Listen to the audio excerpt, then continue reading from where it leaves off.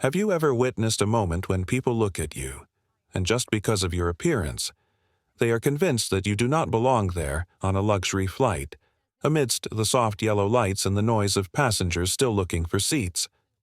A black female CEO, calm, composed, walks to her seat, but that seat has been taken by a white passenger, accompanied by a contemptuous look that you have probably seen somewhere in your life. In a split second, she has to choose: back down to avoid trouble, or stand up to defend the truth, knowing that it will ignite an unprecedented storm. If it were you, when your dignity is trampled on in front of many people, will you keep silent or act? And when the power is truly in your hands, will you use it to retaliate or to teach the world a lesson in respect? Let this story take you back to the very ordinary moments in life where you were misjudged, hurt, and felt small. And let it also give you a ray of hope that calmness is sometimes the strongest strength. If this story touches you from the very first seconds, please like, share, and subscribe to the channel so we can embark on the emotional journey ahead. The terminal at Miami International had its own kind of heartbeat, a restless pulse, people dragging rolling suitcases across the polished floor, a child crying somewhere behind the TSA line, the sharp hiss of an espresso machine, announcements echoing overhead, bouncing from gate to gate like wandering ghosts. And right in the middle of all that noise stood Amina Cole, perfectly still. She wasn't trying to be dramatic. Stillness had simply become her instinct, the one thing she could control when the world moved too fast or too loud. She stood near gate D18, a slim backpack slung over one shoulder, a paper cup of black coffee cooling in her hand, her posture calm, her expression unreadable, her clothes plain white t-shirt, gray joggers. Low-profile sneakers made her blend into the crowd so easily that no one gave her a second glance. And she didn't mind that. In fact, she preferred it. The only hint that she wasn't just another traveler fighting their way through a weekend flight was the watch on her wrist, a Patek Philippe, with a matte black military dial. Something so rare and understated that only people in certain rooms would recognize it. People who built things that never reached the newspapers. People who knew what security meant, not as a concept, but as a responsibility. Amina took another slow sip of her coffee. She had been awake for nearly 30 hours now. Washington meetings were never gentle, especially when they involved the Department of Homeland Security, the FAA, and the Pentagon, all sitting at the same table, each one demanding proof that the new version of her company's aviation defense software, Aegis Link, was ready to protect the skies, ready to detect cyber intrusions before they even began, ready to decide, in a split second, whether a plane stayed in the air or came down. Amina had passed their tests. She always passed their tests, but today was different. Today wasn't about a simulation. Flight MA421 from Miami to Los Angeles was running a mandatory live environment check of Aegis Link's newest module when designed to read anomalies in real time and freeze a compromised aircraft before a threat spread deeper into its systems. Her presence wasn't optional. Her seat 2A in the executive suite cabin was not merely a comfort upgrade. It was a federal requirement. She was to sit there, run diagnostics during takeoff, confirm stability, and certify the plane after touchdown. Only then would the system be cleared for national rollout. Only then would her work, her sleepless nights, her compromises, her sacrifices mean something. She looked down at the boarding pass between her fingers. Cole, Amina seat 2A, printed in bold black type. No matter how many flights she'd taken, she still tapped the corner of the paper as if checking it twice could guard her from the things she couldn't control. A soft sigh escaped her. For a moment, she let her eyes drift away from the gate and toward the terminal window. Outside. The California-bound aircraft sat heavy and gleaming under the Florida sun. The morning light reflected off its white fuselage, so bright it almost hurt to look at. Mechanics in neon vests moved around it with quiet precision, guiding fuel hoses, checking tires, loading luggage, Amina admired scenes like this, people doing their work, people who didn't get headlines, but who kept the world moving. Her world had once been like theirs. She pressed her thumb gently against her temple, as if massaging away the memory that began tugging at her. Childhood moments, hot summers in South Carolina, standing beside her mother at the diner where she worked double shifts. Amina used to sit in the corner booth, doing homework under the yellow light while the smell of frying bacon filled the room. Her mother would whisper to her on the quiet nights, "Baby, you don't have to shine for anybody else. Just stay steady. Steady is stronger than loud." Amina had built an empire from those words. But no matter how far she traveled, a small part of that diner still lived inside her. The part that wanted to do right, the part that wanted to lead with grace, the part that deep down wondered one thing: would all her success ever be enough to make people see her clearly, not as a black woman they could measure, but as the mind that had built one of the most advanced aviation security systems in the country. She closed her eyes for a second. "Steady," she reminded herself. "Just stay steady." The gate agent announced pre-boarding groups, and the crowd began to shift. People stood, adjusted backpacks, gathered their children, tugged at their jackets. The energy changed something between eagerness and impatience. Amina stepped back, giving space to an older couple moving toward the priority line. She liked watching people board, not for entertainment, but because this was one of the few places in America where everyone eventually formed the same line. Travel was a strange equalizer, or at least, it should have been. She noticed a woman approaching the gate from the opposite direction.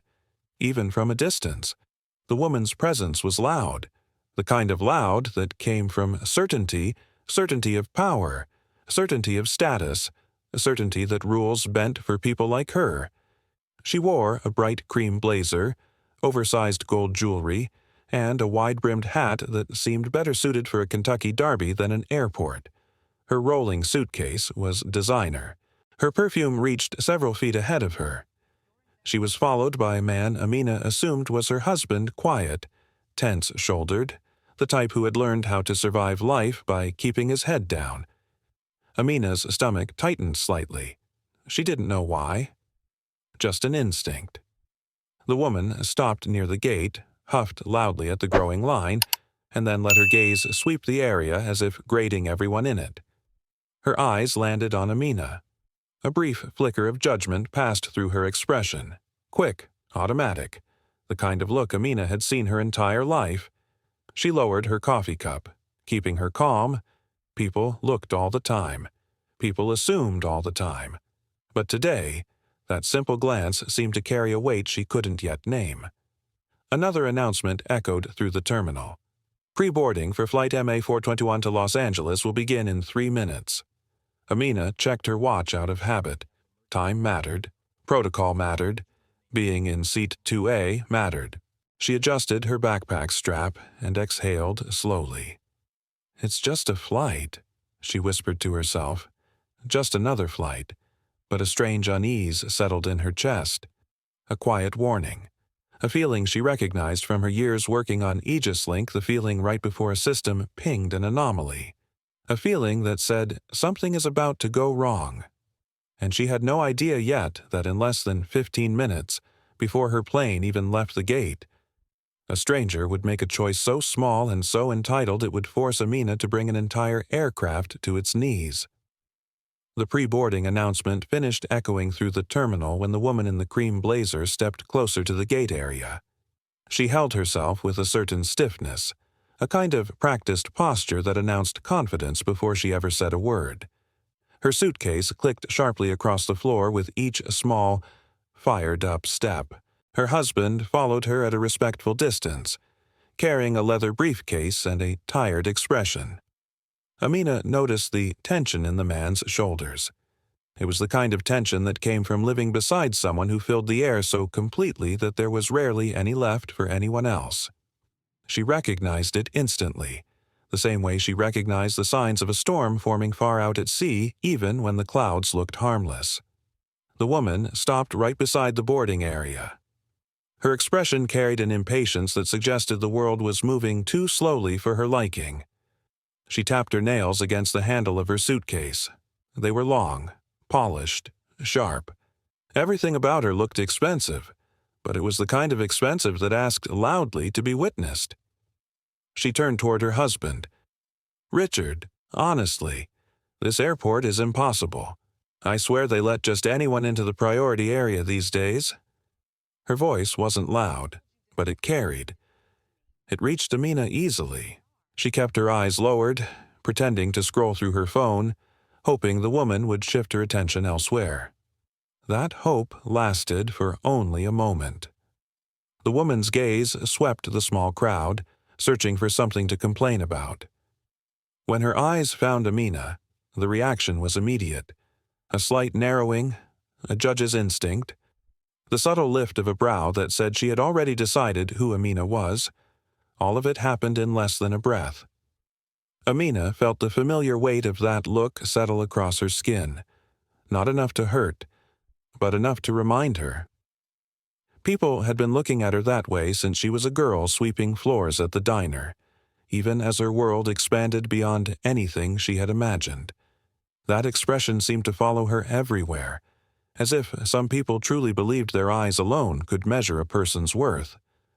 The woman spoke to her husband again. "Richard, do you see this? I swear, the standards are slipping. Look at the boarding line." Her tone was layered with a kind of casual superiority that felt too comfortable, too practiced. Richard glanced in Amina's direction, then away just as fast. He said nothing. The silence between them told its own story. Amina inhaled slowly. Not from anger, from discipline. She had learned over the years that silence could be a kind of armor. Her mother used to tell her that a calm voice could cut deeper than shouting ever would. She tried to carry that truth everywhere she went. The agent at the gate lifted the microphone. Pre-boarding for passengers with executive suite access is now open. A soft shuffle of movement rippled through the waiting area. Amina stepped toward the line, careful not to bump anyone, careful to stay steady. She joined the queue quietly. A few feet ahead, the woman in the cream blazer moved too, pulling her husband along with a hand at his elbow. Amina noticed how the woman glanced back at her from the corner of her eye, as if checking to make sure she hadn't somehow stepped out of her designated place in life. That glance held the same energy as placing a hand on a gate to make sure it was still locked. People don't change just because the world around them does. Amina had learned that lesson early, and sometimes painfully. The line moved forward. Amina handed her boarding pass to the agent. He scanned it with a small beep and smiled at her. "Welcome aboard, Ms. Cole. Seat 2A, straight down the jet bridge and to your left." His tone was warm in a way that reminded her not everyone saw with the same eyes. She thanked him and walked down the jet bridge at an even pace. The air inside the enclosed tunnel hummed quietly with the sound of ventilation. Light footsteps echoed as other passengers followed. Inside the aircraft, the executive suite cabin carried a gentle glow. The lights were soft, the seats wide and upholstered in a dark fabric that felt both modern and comforting. Amina's breath eased a little. She liked this space. It was clean, orderly, predictable. She began walking toward her seat.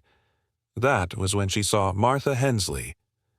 The woman was already sitting in seat 2A. Her purse rested neatly on the side table, her blazer draped over the armrest. She looked entirely at home there, legs crossed, posture straight, her expression one of someone who had chosen the perfect spot. Amina paused 3 steps away. She blinked once, wondering if she had somehow read the boarding pass wrong. She lifted it again. The ink was clear. Cole. Amina. Seat 2A. She approached with gentle steps, stopping close enough to be heard but not close enough to crowd. "Excuse me," Amina said softly. "I think you may be in my seat."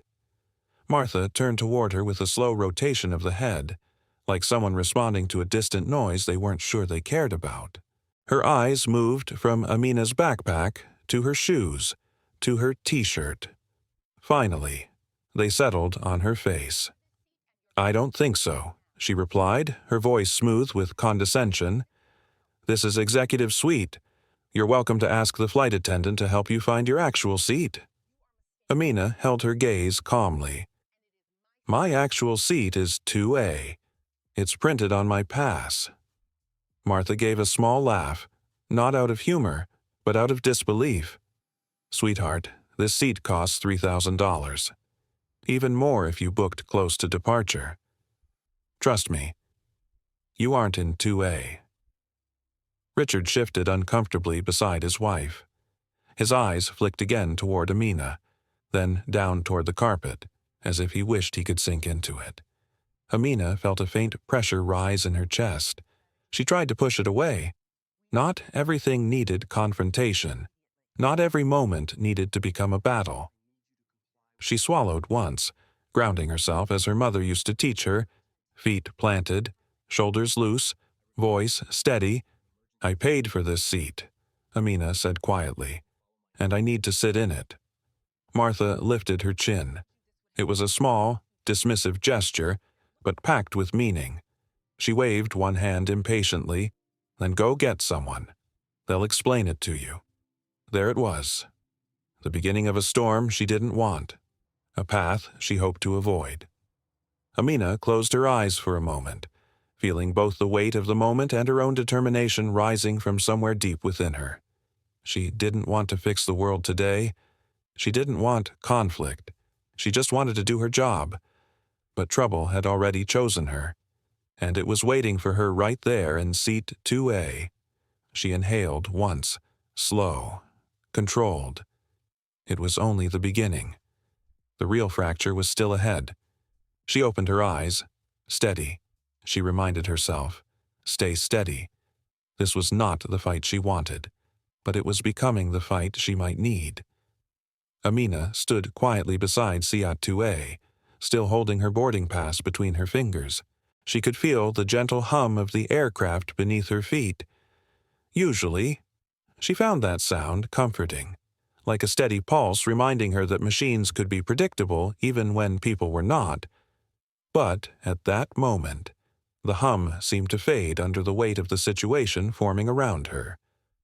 Martha adjusted herself in the seat as if settling deeper would make it belong to her. She lifted her purse a little higher on the side table and smoothed a hand across her blazer. Her movements carried a message. Amina was meant to see it. A message that said this space was owned long before she arrived. Amina took a soft breath and tried once more. "Ma'am, could I ask you to check your boarding pass? I believe there might have been a mistake." Martha didn't even glance down at her own ticket. She tilted her head slightly, eyes cool and certain. "There is no mistake.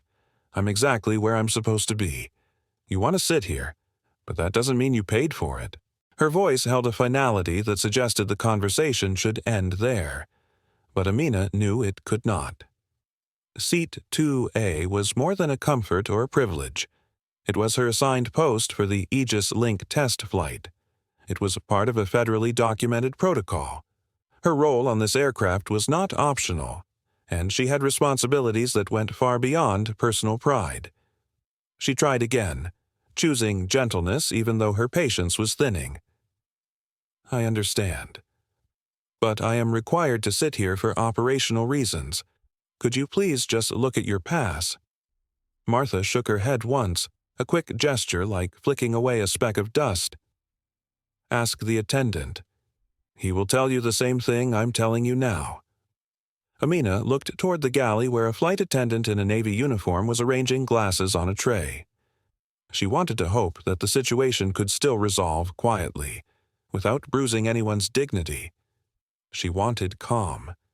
She always wanted calm. She stepped toward the attendant. "Excuse me, could you assist with a seating issue?" He turned, a polite smile fixed on his face at first, though his eyes flicked briefly over her clothing before he answered, "Of course. What seems to be the problem?" Amina gestured toward 2A. The passenger in that seat is in the wrong place. This is my assigned seat." The attendant walked toward the row with a confident stride. When he reached Martha, his expression softened in instant recognition. "Hello again. Is everything all right?" Martha's face brightened as if she had been waiting for this moment. "Yes. There is an issue. This young woman insists that this is her seat. She seems confused." Confused. The word landed in Amina's ears with a sting sharper than it should have. She steadied her voice. "I am not confused. My pass says 2A. Would you check your manifest?" The attendant gave her boarding pass a quick glance. The kind of glance meant only to acknowledge the gesture, not to verify its truth. "I understand. But this is a simple mix-up. The computer may have reassigned seats. It happens. I can help you find an available seat further back." Amina looked at him for a long moment. His tone held that practiced patience people often reserve for someone they've already decided is wrong. It was the tone she had heard too many times in too many rooms where she had been the most qualified person present. "I need you to check the manifest," she repeated. "Please." Martha let out a small exhale of impatience, as if the entire interaction was a burden placed unfairly upon her. "See? This is what I meant earlier," she said to the attendant. "Standards are slipping. There needs to be better control at the gate." Amina felt something tighten beneath her ribs. It wasn't anger. It wasn't fear. It was a slow, familiar ache. The ache of being questioned in places where she had earned her place 10 times over. The attendant raised a hand slightly, the way someone might try to settle a restless crowd. "Miss, there is another seat available in the main cabin. It is still comfortable. 14C. I would be happy to show you." Amina stared at him. 14C was not a comfort. 14C was a disruption to her assignment. 14C could void the entire test flight. She needed to be in 2A, not because she wanted the seat, because she had a job to do. "No," she said simply, "I cannot move. You must verify the manifest." The attendant's smile began to slip. His jaw tightened. His tone sharpened a fraction. "You are holding up the boarding process. If you do not take the seat offered, I will need to ask you to step aside. Step aside." The phrase carried a chill. Amina felt her pulse shift, not faster, but heavier. It was a warning sign in her body, one she had learned to trust. She had spent her life staying quiet to avoid unnecessary escalation. She had trained herself to choose patience over pride, but she also knew when a line had been crossed. Behind her, passengers had begun to slow down, pausing to watch the exchange.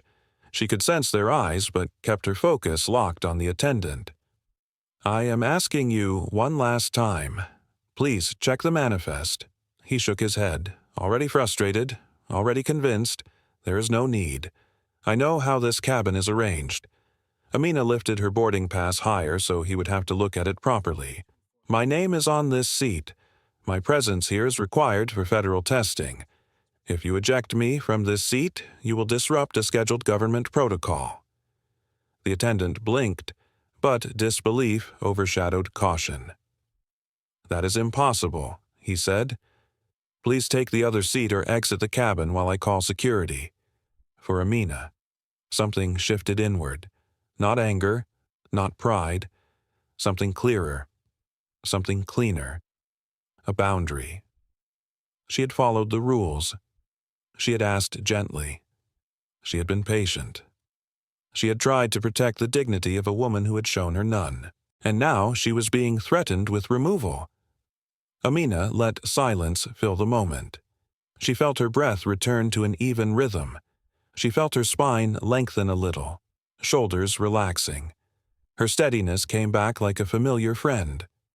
She turned away from the attendant without raising her voice, walked to the small galley, set her bag against the wall, reached inside for her phone. Not the one she used for daily life, but the matte black device with a secure interface and a single purpose. She pressed a sequence only a handful of people in the country knew existed. She lifted the phone to her ear. This is Cole. Initiate Aegis Link Protocol Delta 9 for MA-421. Freeze aircraft immediately. No anger. No tremble. Only calm. The hum of the aircraft deepened as the engines shifted. Lights flickered overhead. A metallic chime sounded from the cockpit, followed by a muted shout from one of the pilots. Passengers murmured, looking around in confusion. Amina remained still, the phone dropping gently back into her backpack. She didn't want this confrontation, but she had responsibilities that were bigger than the comfort of a stranger. The first crack in the air had formed. The fracture was only beginning. For a moment, no one seemed to understand what had happened. The aircraft lights dimmed as the auxiliary systems took over, a soft flicker rolling along the ceiling like a wave of unsettled air. A peculiar stillness replaced the usual boarding chatter. It felt as if the entire cabin inhaled and forgot how to exhale. Amina stood in the galley, one hand resting on the counter, the other relaxed at her side. Nothing about her posture was aggressive. She looked almost serene, the way someone might look while waiting for a kettle to boil. Yet beneath that serenity lay purpose. It radiated from her with a quiet strength that didn't demand attention but commanded it all the same. Passengers began whispering. Was that supposed to happen? Did the power go out? Is the plane broken? Someone closer to the first row leaned into the aisle, glancing from the cockpit door to the galley where Amina stood. Uncertainty moved from one row to the next. Even the air seemed heavier. The pilot's voice crackled through the overhead speakers. It trembled slightly. Ladies and gentlemen, please remain calm. We are experiencing an unexpected system lock. All controls have been temporarily restricted. Please stay seated while we investigate. Unexpected system lock.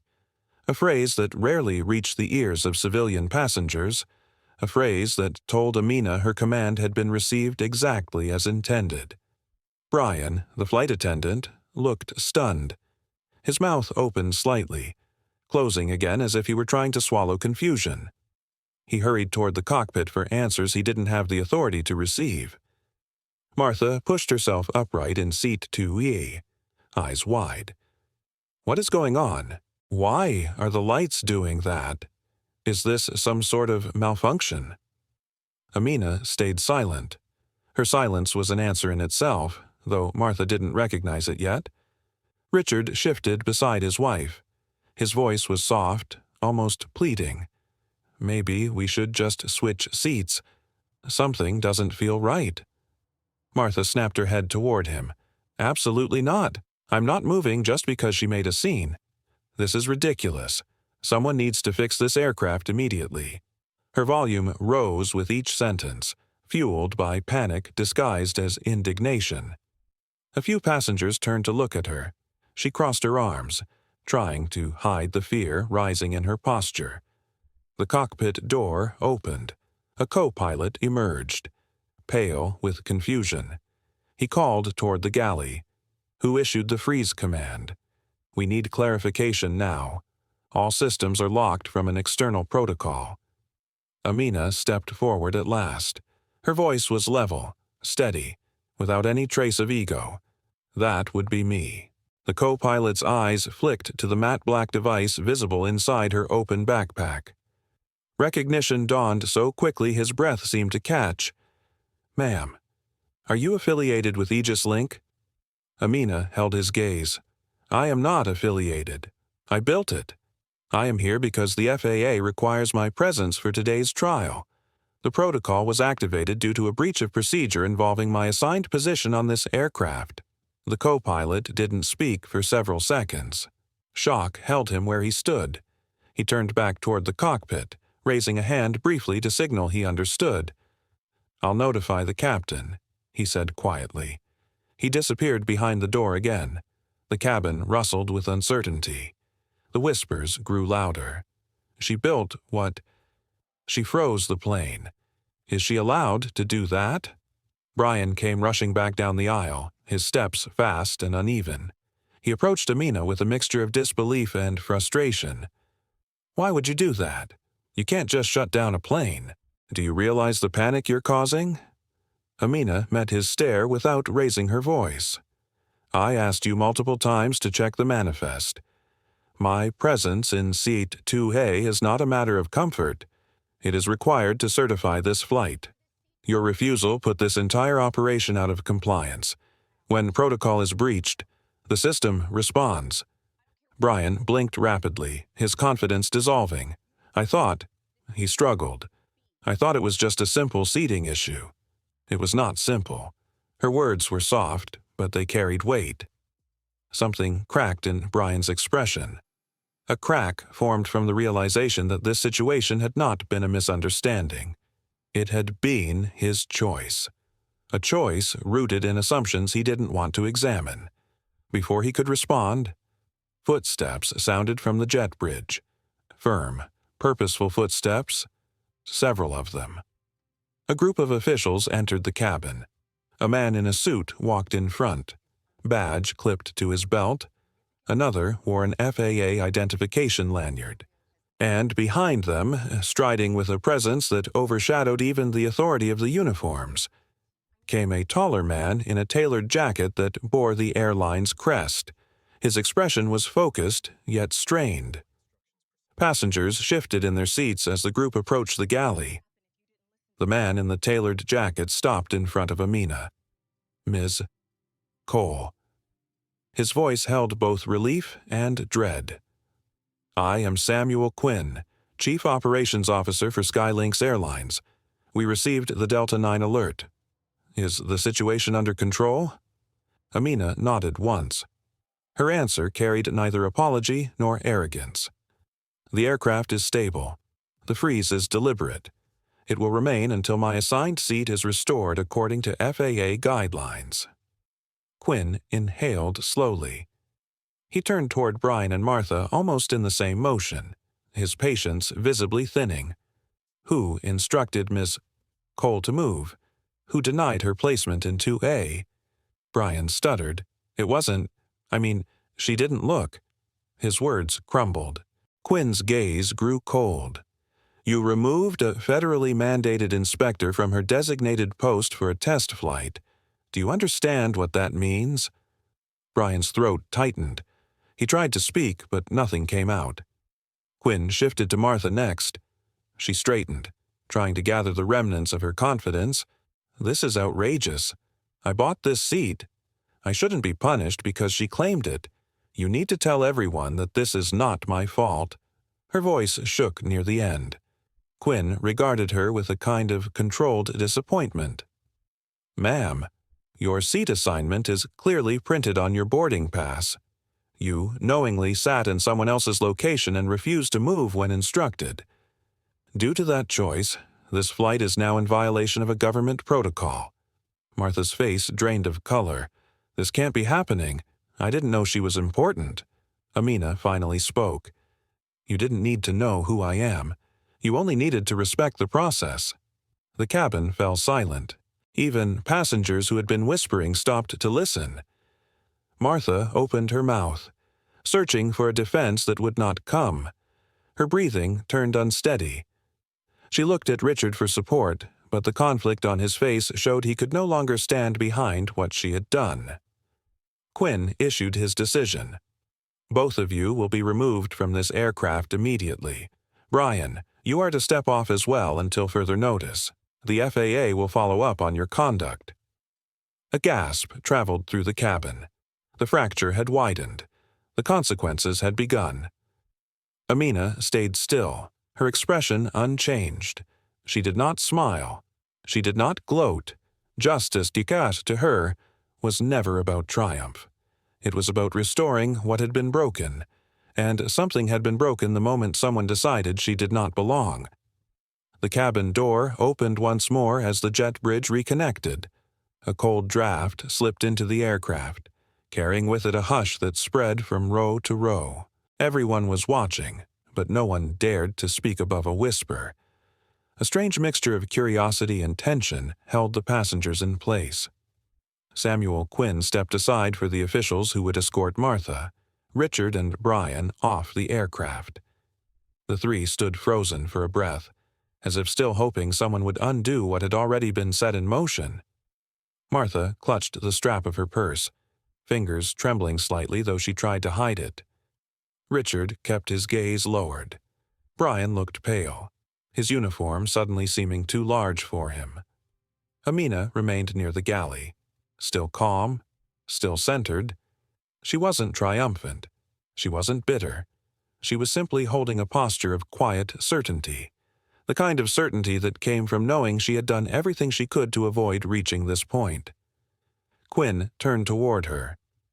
"Ms. Cole, we will resolve this immediately. Please stay where you are." She nodded. He hurried off with the FAA officials and the security personnel, moving down the aisle to where the three waited. Martha's voice cracked as she tried to regain a thread of control. "I didn't do anything wrong. You can't seriously remove me for sitting. This is absurd. I didn't know she mattered." Quinn answered with a patient strained thin. "Ma'am, this is not about who anyone is. This is about what the law requires. Your refusal to move triggered a breach that could ground our entire testing cycle." Richard stepped in softly. "We should go." "Martha." She pulled her arm away from him. Her eyes filled with frustration as she looked toward Amina. "This is your fault. You could have just taken another seat." Amina met her gaze without hostility. "My role here is part of a federal protocol. That seat is not optional for me." "I explained that." Martha opened her mouth again, but Quinn intervened before the argument could spark. "Please gather your belongings. We need to restore compliance so that this flight can continue." The tension in Martha's body collapsed a little. Her movements grew stiff as she lifted her blazer, her purse, her carry-on. Richard helped her stand, his expression a mixture of regret and resignation. Brian followed behind them, eyes glossy with disbelief at how quickly his day had unraveled. They were escorted up the aisle, passing through the space where passengers leaned aside to give them room. Conversations hushed further as they approached the exit. Martha kept her chin lifted, trying to salvage dignity in a situation that left her with little. As the three stepped onto the jet bridge, the door closed behind them with the sound of a final decision sealing itself. The aircraft remained still, its systems locked in place. Lights glowed at half strength. The hum of the engines had faded into silence. It felt as though the plane itself was waiting for permission to breathe again. Samuel Quinn returned to the galley. He brushed a hand across his forehead before speaking. "Ms. Cole, the immediate breach has been addressed. Please let us know what confirmation you need before restoring system authority." Amina looked toward the cockpit, listening to the muted conversation inside. She waited a moment, giving them time to follow the procedure laid out for them months earlier. Her voice, when she spoke, carried no rush and no edge. "I need the captain to verify the reset conditions directly. Once confirmed, I will release the freeze and relock the security shell from my end." Quinn nodded and stepped into the cockpit to relay her instructions. Passengers began to murmur again, this time with more interest than fear. "She built the system. She stopped the plane. This is unreal." Amina closed her eyes briefly. She didn't want to become a spectacle. Her intention had never been to draw attention. She had executed the emergency protocol because she had no other choice that allowed the test flight to remain lawful and safe. That was her responsibility, her duty, her word. The cockpit door opened again. The captain stepped into the aisle. His uniform looked crisp, but his face carried the weight of the event that had just unfolded. "Ms. Cole, the conditions have been verified. We are ready for you whenever you are." Amina gave a single nod and reached into her backpack. The matte black device rested exactly where she had placed it. She lifted it with a kind of reverence, though its appearance was deceptively simple. No logo, no shine, only purpose. She tapped the authentication sequence. A soft glow lit the screen. Numbers shifted. A chain of encrypted characters rolled across it like a river of quiet power. A moment later, she pressed her thumb gently to the scanner. The aircraft responded with a low tone that resonated through the cabin floor. Then another. Then a steady, rising hum. Lights brightened to full strength. Overhead panels blinked twice, monitors flickered back to life. And deep beneath the passengers' feet, the engines resumed their slow, confident heartbeat. A soft sigh spread through the cabin, as if the entire aircraft and everyone on it had exhaled together. The pilot's voice came through the speaker again. Calmer now. Ladies and gentlemen, system authority has been restored. We appreciate your patience during this unexpected event. Once final checks are completed, we will resume our departure sequence. Passengers began speaking more freely, though still with caution. She really did that. Who is she exactly? I've never seen anything like this. Amina tucked the device away and picked up her backpack. She took a moment to settle her breathing before walking toward row 2. She paused beside her seat, now empty and waiting. The cabin felt different now. Not louder, not softer, simply aware. As she lowered herself into seat 2A, the cushion met her with a gentle give, steady and firm. She placed her bag beneath the console and let her palms rest lightly on her lap. Her pulse slowed, her chest eased. She did not smile. She simply existed in the space that had been hers all along. A small flicker of doubt still tugged at the back of her mind. Not doubt of her actions, but doubt born from the question she had carried since earlier at the gate. Why must everything be proven again and again? Why must her belonging be defended so often? She looked at the window. The view held the edge of the jet bridge and a narrow slice of sky beyond it. Clouds drifted with unbothered grace. She followed their slow movement, allowing the moment to wash through her, not away from her. A soft knock on her armrest pulled her from her thoughts. It was a woman from the opposite aisle seat. She wore a simple cardigan and glasses that magnified her gentle eyes. "Excuse me," she whispered. "I just wanted to say, that took courage." Amina's shoulders softened a little. "Thank you," she replied. "I wish it hadn't needed courage. I wish following procedure had been enough." The woman nodded knowingly. Sometimes people only understand after the world stops for a moment. A thoughtful quiet settled between them before the woman leaned back again. Amina turned her gaze toward the front of the cabin. The crew was preparing for departure again. The system checks were finishing. Order was returning. Yet something had changed. Not just in the aircraft, in the atmosphere itself. The crack that had formed earlier had widened into revelation. And while the worst of the storm had passed, the unfolding consequences were still waiting beyond the horizon of this flight. The aircraft eased back into motion as the jet bridge detached once more. A gentle vibration spread beneath the cabin floor, steady and familiar, like a heartbeat returning after a long, suspended pause. The passengers settled into their seats, though many still glanced toward Amina with a mixture of awe and quiet reflection. The world inside the plane had taken on a new mood. The tension that had filled the cabin earlier was thinning, replaced by an awareness that felt almost reverent.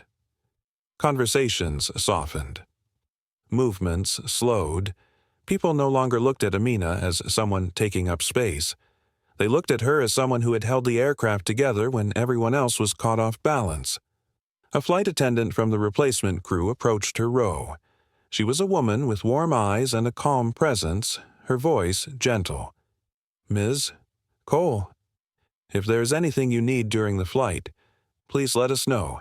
We are here to support you." Amina nodded, appreciating the sincerity in the woman's tone. "Thank you. I'm all right for now."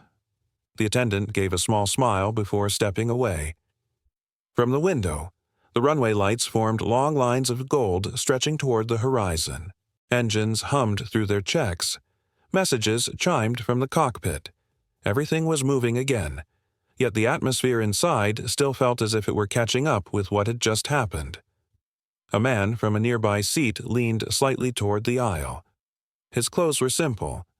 His expression held genuine curiosity. "Ma'am, sorry to interrupt. Did you really build that system that stopped the plane?" Amina offered a modest nod. "I led the development team. It was a group effort." He gave a low whistle. "My sister works in aviation tech. She always says women like you are changing the whole industry. I guess she was right." Amina felt warmth rise quietly in her chest. She returned the nod, grateful for the kindness. Another passenger, an older woman with silver hair, joined the conversation with a soft voice. "I couldn't help overhearing earlier. The way you handled yourself, I've seen people collapse under far less pressure. You stayed steady." Amina responded gently. "I've had a lot of practice staying steady." She didn't elaborate, but something in her tone suggested she was speaking from years of experience. Not a single moment. Before anyone could speak again, the overhead speaker clicked. "Flight attendants, prepare for departure." The cabin straightened. Seat belts clicked. Bags were tucked away. The aircraft rolled forward with a slow, confident glide. Amina rested her back against the seat and allowed her body to settle. Her muscles loosened, though the memory of the confrontation remained sharp in her mind. She closed her eyes briefly. Her mother's voice drifted through her thoughts, soft and steady like an old melody. "Amina, when your peace is challenged, hold still. Stillness is not weakness. It is clarity." She carried those words everywhere. They kept her grounded even when the ground felt uncertain beneath her feet. The aircraft reached the end of the runway. Engines deepened into a unified roar. Passengers gripped armrests or leaned back with anticipation. The entire cabin seemed to hold one collective heartbeat. As the plane surged forward, Amina opened her eyes. Just before liftoff, a quiet voice came from the seat behind her. "Ms. Cole." She turned slightly. A young man with soft curls and a shy expression met her gaze. His hands were clasped together tightly. "I'm sorry you had to go through that. I've been in situations where people dismissed me before even hearing me out. What you did, it meant something to watch." Amina offered him a gentle smile. "Thank you. I don't want moments like that to be necessary. But when they happen, we do the best we can." He nodded, gratitude filling his eyes, before leaning back again. The aircraft lifted from the ground with a smooth climb. The lights inside dimmed to a soft glow. The world outside tilted as the plane angled upward. Clouds drifted past the window, tinted by the last traces of light. The hum of the engines wrapped the cabin in a steady blanket of sound. For the first time since entering the airport, Amina felt the start of calm returning to her. Yet something lingered inside her, deeper than frustration, more persistent than exhaustion. A tight knot of reflection had formed in her thoughts, and it tugged gently with every breath. She remembered the moment Martha first looked at her in the terminal, the quiet dismissal, the certainty in her posture, the belief that she already knew who Amina was. Amina had lived with that look for years. It had followed her from neighborhood streets to conference rooms, from university halls to board meetings. She had grown used to being guessed wrong, but familiarity did not soften the weight. It only made her stronger in ways she wished strength didn't need to exist. She rubbed her thumb lightly across her palm, grounding herself. Outside the window, the sky stretched wide, endless and calm. A soft shuffle of movement interrupted her thoughts.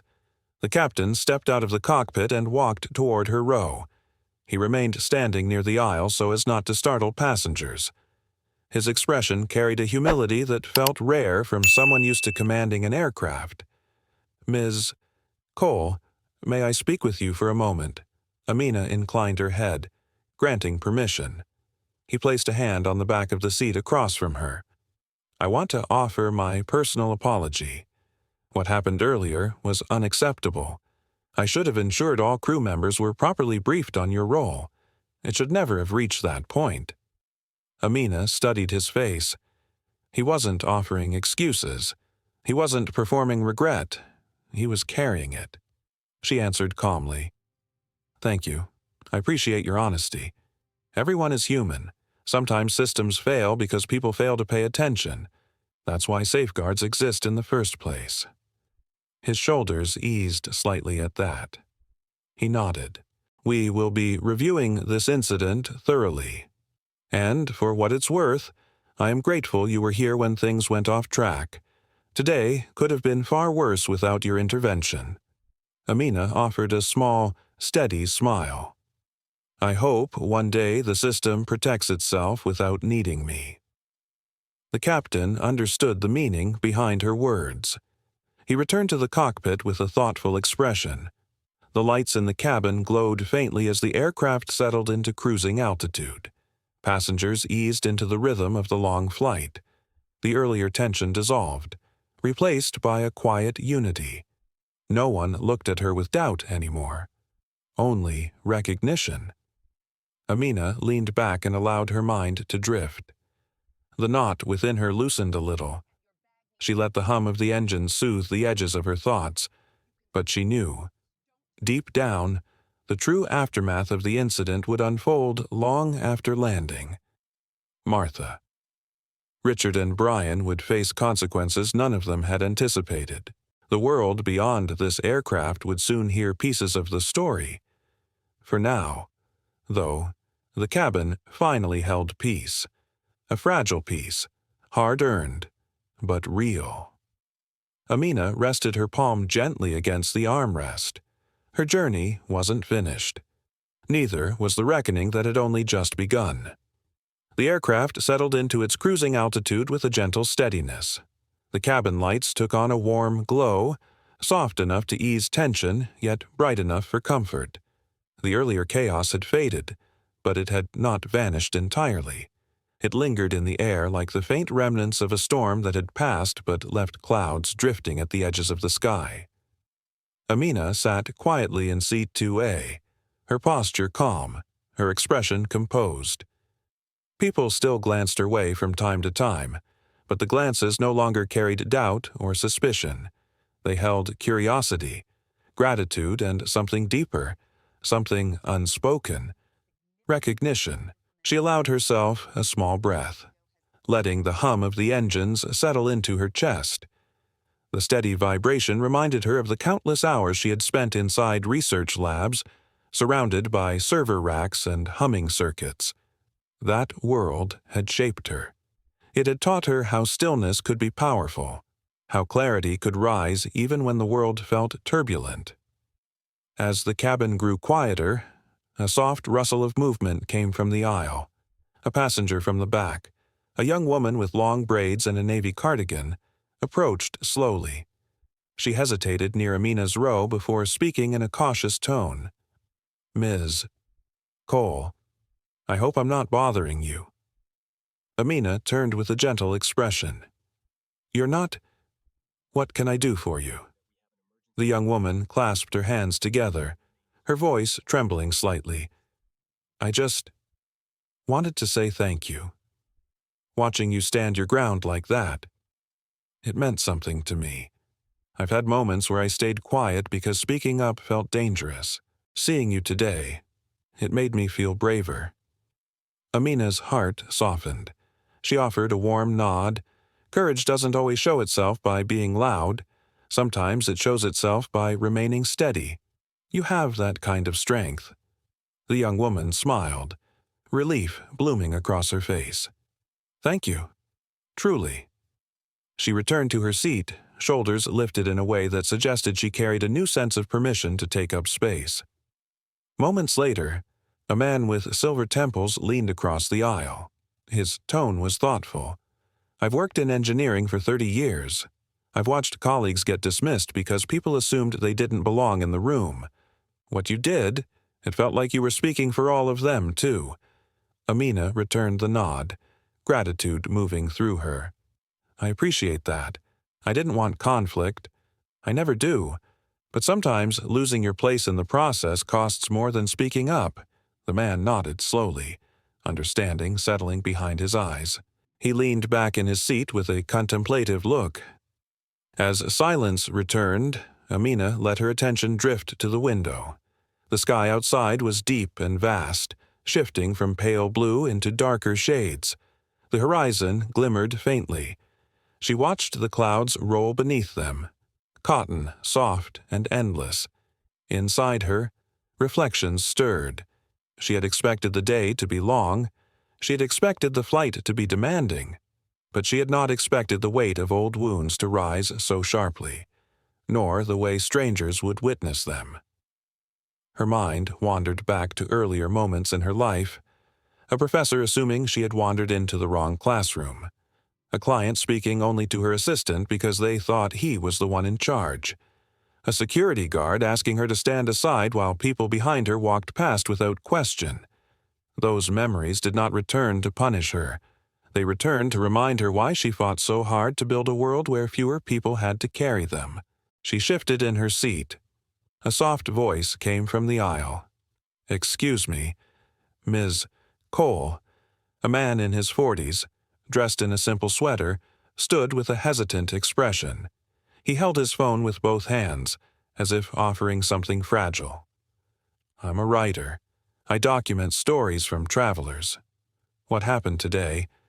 I'd like to ask if you're willing to share anything. Not for publicity, for understanding." Amina studied him. His eyes held sincerity. No hunger for drama. Only a desire to listen. She shook her head gently. "Not today. There's a time to speak, and a time to let silence settle where it needs to." The man nodded, accepting the boundary without resistance. "Thank you. For what you did, not just for yourself, but for everyone here who saw it." He returned to his seat. Amina leaned back again, her palms resting lightly against her thighs. She felt the weight of the day's events, but also the clarity they brought. People were watching her. Yes. But not with judgment anymore. With a sense of connection, of awakening. Something had shifted among them. A soft chime sounded. The replacement purser approached Amina's seat with a small tray. "Ms. Cole, I brought you something warm. Chamomile tea with a touch of honey. It's good for grounding." Amina smiled gently. "Thank you. That's very thoughtful." The purser's voice lowered. "We're glad you're here.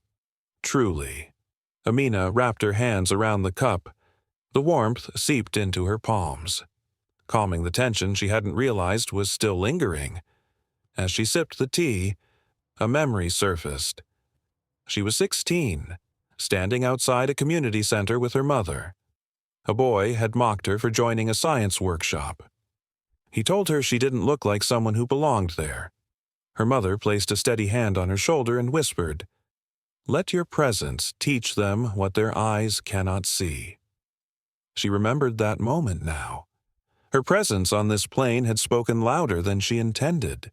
She didn't enjoy being the center of attention, but she accepted it when necessary. The tea warmed her throat. The hum of the engines soothed her mind. From the row across, the older woman with silver hair spoke again, this time softly enough to keep the moment intimate. "You know, the whole cabin feels different now. Calmer, like we're all learning the same lesson at once." Amina turned, her voice gentle. "Maybe that's something good that came out of a difficult moment." The woman nodded. "It is.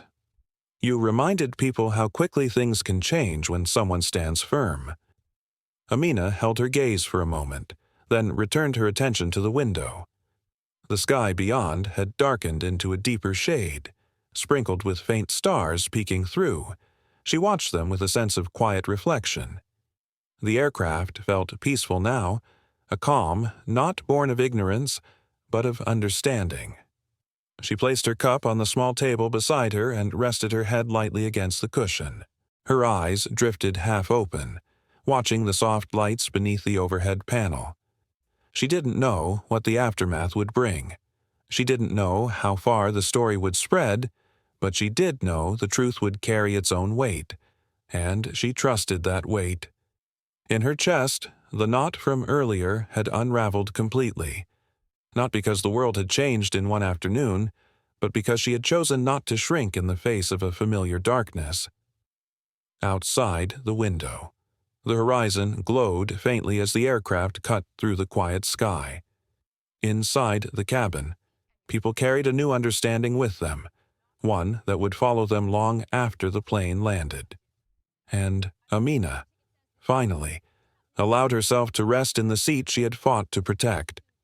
The aircraft glided through the sky in a gentle rhythm. The steady hum wrapped the cabin in a calm that felt earned after everything that had unfolded. Amina rested her hand lightly on the armrest, letting her fingers feel the faint vibration beneath it. The quiet inside her matched the quiet outside. But even quiet moments carry shifting currents. A soft murmur grew from the back of the cabin. Not loud enough to disrupt the peace, but noticeable. A kind of rising energy, like people leaning closer to their screens, whispering reactions they didn't mean to speak aloud. A middle-aged man 2 rows behind Amina lowered his phone slowly. His eyes widened with disbelief. He tapped the woman beside him and whispered something into her ear. She covered her mouth with her hand. Another passenger gasped. Another whispered, "Oh my God, that was her." The rustle moved through the space like a wave, subtle but impossible to ignore. Amina lifted her head slightly, sensing the shift without yet understanding the cause. The young man with soft curls, seated behind her, leaned forward a little. "Ms. Cole, I think you should know. Something is happening online." Amina turned slightly. "What do you mean?" He held his phone carefully, as though it had overheated. "People recorded what happened earlier. The videos are spreading everywhere. They're already getting thousands of views. Maybe more."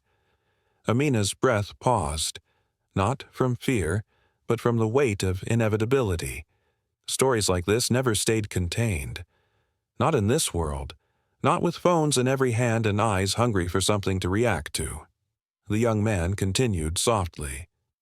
"It's not just one clip. There are several angles. Someone filmed from the aisle, another from the window. Even the moment the lights flickered, it's all over social media."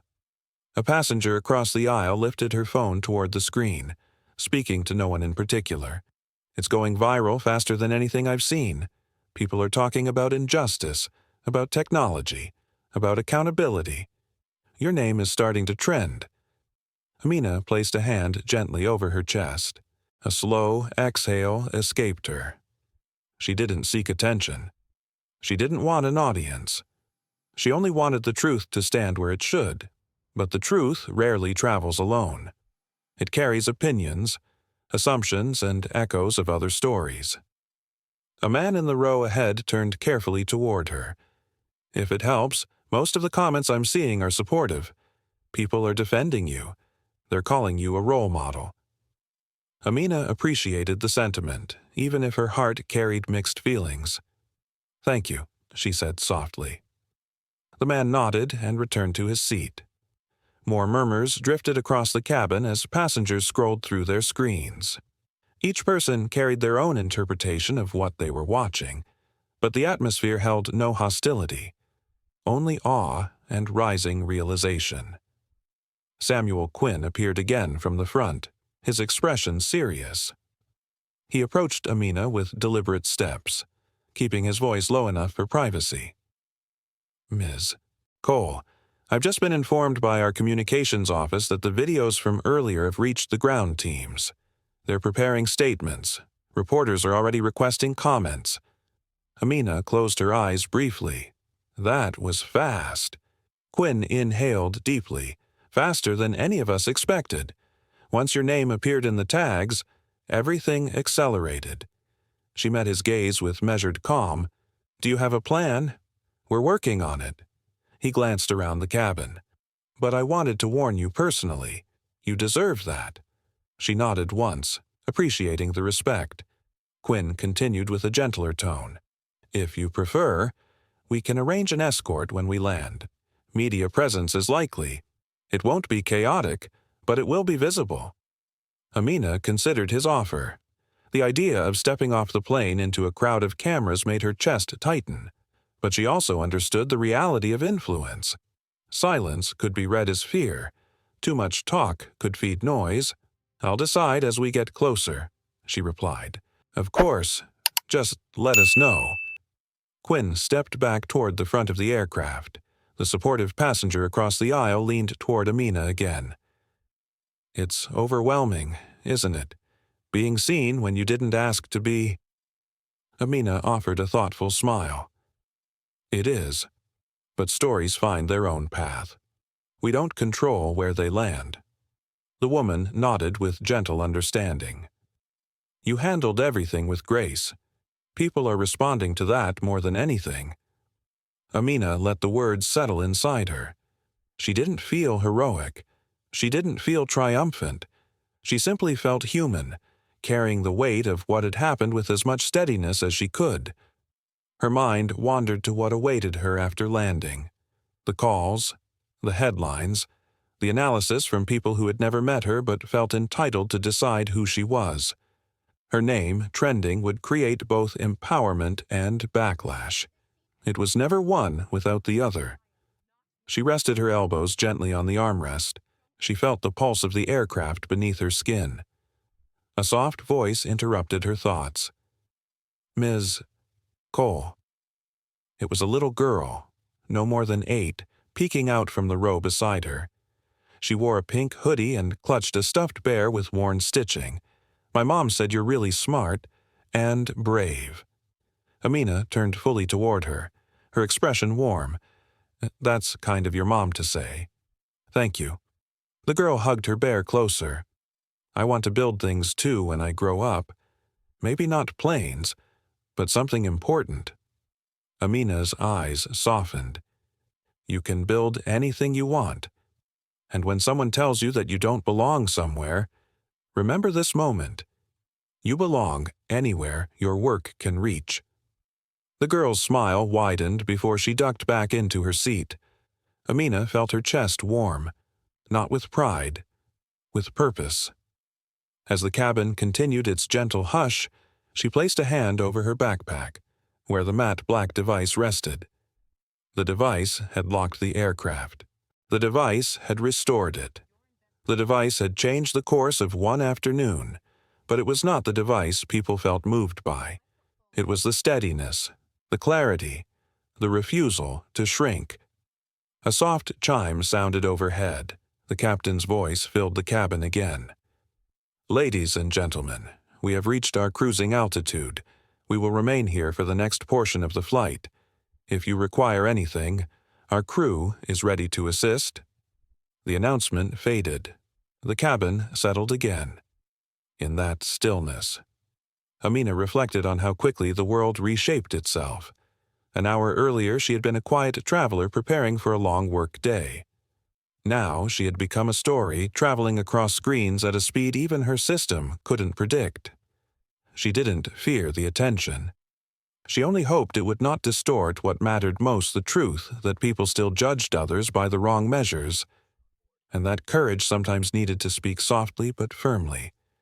She breathed in, slow, steady, centered. There would be challenges ahead. She could feel them forming already. But she also sensed something else, a shift in the cabin, an awakening in the eyes around her, a ripple of understanding moving quietly from person to person. The echo of what happened had begun to spread far beyond her seat. It would reach places she never intended, and it would force conversations that had been silent too long. For now, she simply rested her head against the cushion. Her presence had spoken. The world had listened. And the next chapter was already waiting when the plane touched the ground. The cabin had grown calmer, though a quiet anticipation moved beneath the surface. The passengers no longer whispered as urgently as before, yet their glances toward Amina held a new intensity. Each person seemed aware that the story unfolding around them was no longer confined to the aircraft. It was spilling outward, carried on screens and voices far beyond these rows. A gentle announcement came from the cockpit. "Ladies and gentlemen, we will begin our slow descent shortly. Please remain seated until the crew prepares the cabin." The words settled in the air like a soft landing. Amina's fingers curled around the armrest as she turned her eyes toward the window. Clouds drifted below them, forming soft ribbons of white against the fading light. The descent brought a subtle change to the cabin's energy. Some passengers straightened their clothes. Others tucked phones and chargers away. A few looked out their windows, contemplative. Amina inhaled deeply, her breaths steady and deliberate. She could feel something tightening inside her. Not fear, but readiness. She sensed the weight of everything waiting for her beyond the aircraft door. The headlines, the questions, the reactions from people who had never met her but felt as though they had. A quiet voice spoke near her shoulder. "Ms. Cole, are you prepared for the landing?" Amina turned slightly. The purser stood with a composed expression, hands folded respectfully. "As prepared as I can be," Amina replied. The purser's voice lowered. "We've received word from ground control. There are reporters waiting near the secured exit. The airline is arranging a controlled path for you. Mr. Quinn will meet you at the jet bridge." Amina nodded. "Thank you for letting me know." The purser offered a warm look before returning to her duties. The respectful tone felt genuine, and Amina let it settle gently into her thoughts. A few minutes passed in a peaceful quiet until the young woman with braids, the one who had thanked her earlier, leaned slightly into the aisle.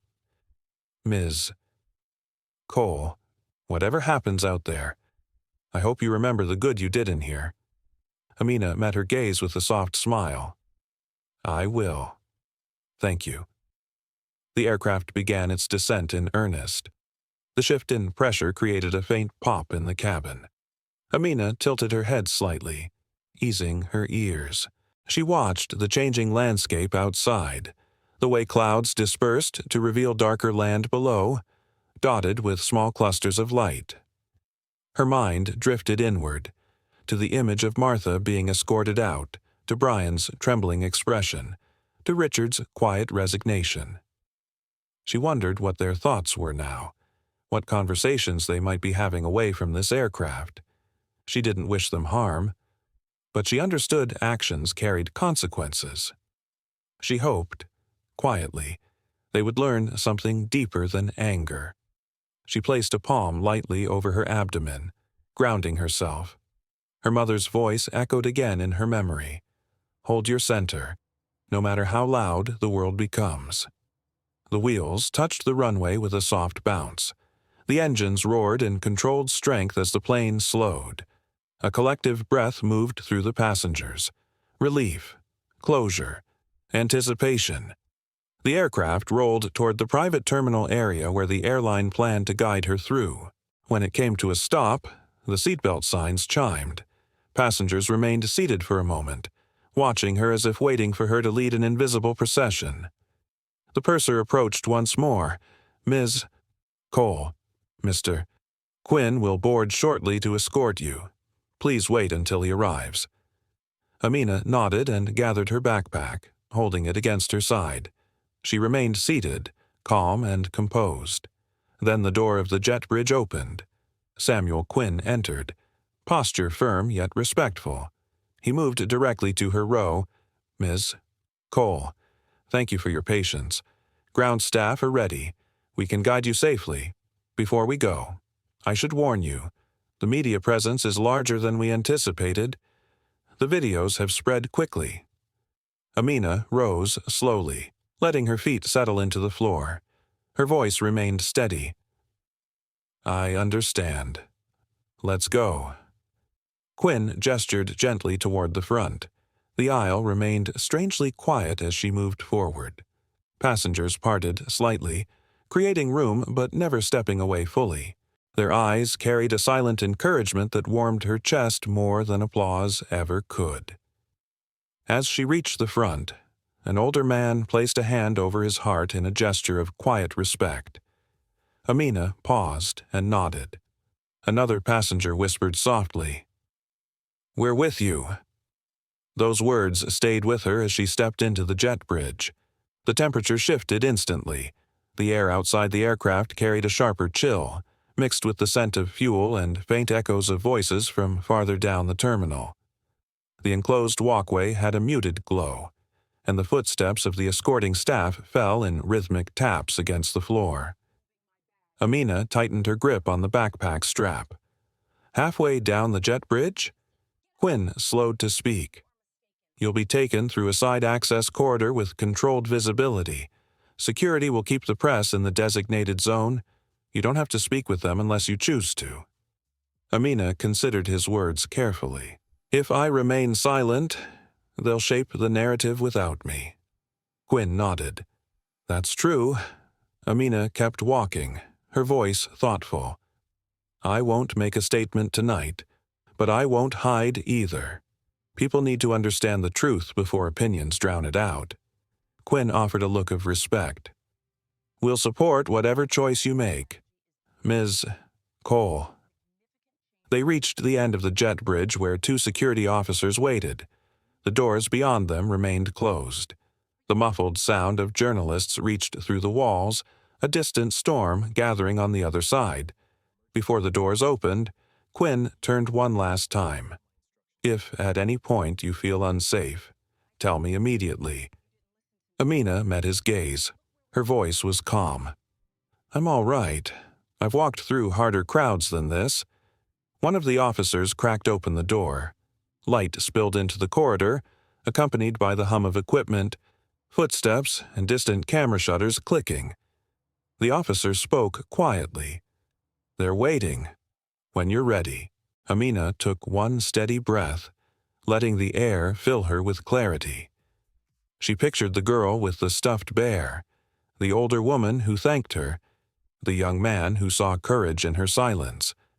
Their voices mattered more to her than anything waiting in the corridor. She stepped forward. The door opened fully. Voices rose. Questions shot through the air like arrows. Flashlights reflected off surfaces. Faces lined the corridor, eager and hungry. Amina walked through the noise without raising her chin, without shrinking her shoulders. Her pace was slow, deliberate, anchored. She wasn't performing strength, she was living it. Some reporters began shouting questions about prejudice, others about technology, others about the responsibility she carried. The voices blurred together into a storm. Amina did not answer. Not yet. She simply walked. Her silence was not avoidance. It was intention. She would speak later, when the world was quieter, when clarity could land where it needed to. For now, she let the truth exist in the space between her footsteps. The controlled corridor led to a quieter section of the private terminal. The noise from the reporters softened behind insulated walls until it became only a distant hum, like thunder fading after a storm. The transition from chaos to calm was gradual, almost delicate. Amina welcomed it with a steady breath. Her steps fell softly on the polished floor as she moved deeper into the restricted area. Samuel Quinn kept pace beside her, speaking only when necessary, sensing she needed space more than conversation. Outside the terminal's glass panels, the world beyond buzzed with late-night activity. Ground crew vehicles moved in slow patterns across the tarmac. Lights reflected off metal surfaces with a gentle shimmer. Everything seemed ordinary, almost peaceful. Yet Amina carried the awareness of how far from ordinary the situation had become. Quinn finally spoke in a softer tone. "The airline's board is already contacting our legal and communications departments. They want to issue a formal apology to you before the night ends." Amina nodded. Apologies mattered, but they were only the first step. "Did they mention corrective measures?" she asked. Quinn hesitated. "They're discussing it. They want your input when you're ready." Amina appreciated his honesty. "I'll speak with them after I return home tonight." "Of course," he replied. They reached a lounge reserved for high-level passengers. The space was quiet, wrapped in muted lighting that cast long shadows across the furniture. Amina took a seat near the window, her posture composed though the weight of the day clung to her shoulders. Quinn stood nearby, waiting to see if she needed anything. She offered him a gentle nod. "You've done enough. Thank you." He bowed his head slightly. "You handled everything with grace. For what it's worth, I'm deeply sorry for the role my staff played in all this." Amina met his eyes. "I know you're trying to make things right." Quinn accepted her words with gratitude before stepping aside to give her privacy. Amina drew her backpack onto her lap and placed it beside her. She didn't open it. She simply rested her palm on its fabric, grounding herself. The matte black device inside seemed to shimmer in her memory. It had frozen an entire aircraft, not out of pride, but out of necessity. She closed her eyes briefly, replaying the moment she activated it. She remembered the packet of breath she held, the discipline she leaned into, the stillness she clung to. She didn't regret that choice, but she felt the weight of it. A soft vibration came from her pocket. She pulled out her personal phone. The screen was flooded with notifications, messages from her team, missed calls from colleagues, mentions on social platforms she rarely used. Her thumb hovered over the notifications, but she didn't open them. Not yet. Another familiar voice broke the quiet. "Amina." She looked up. Standing in the lounge doorway was Kara Miles, head of Amina Tech's communications division. Her expression carried concern wrapped in determination. She crossed the room swiftly and lowered herself into the seat across from Amina. "I came as soon as I got the alerts," Kara said.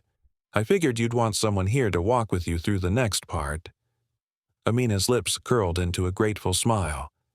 "You didn't have to rush here." Kara scoffed gently. "With everything going on, believe me, I did." Amina let her shoulders soften. "What's the situation online?" Kara exhaled slowly. "Massive and growing. The videos are now trending across multiple platforms. Hashtags with your name are everywhere. Opinion pieces are already being drafted by major outlets. Some praise you, some analyze you. A few try to downplay the entire thing, but they're getting drowned out." Amina pressed fingers lightly against her temple. "I expected attention, but not this quickly." Kara leaned forward with a comforting steadiness. "This isn't just a story. It's a spark.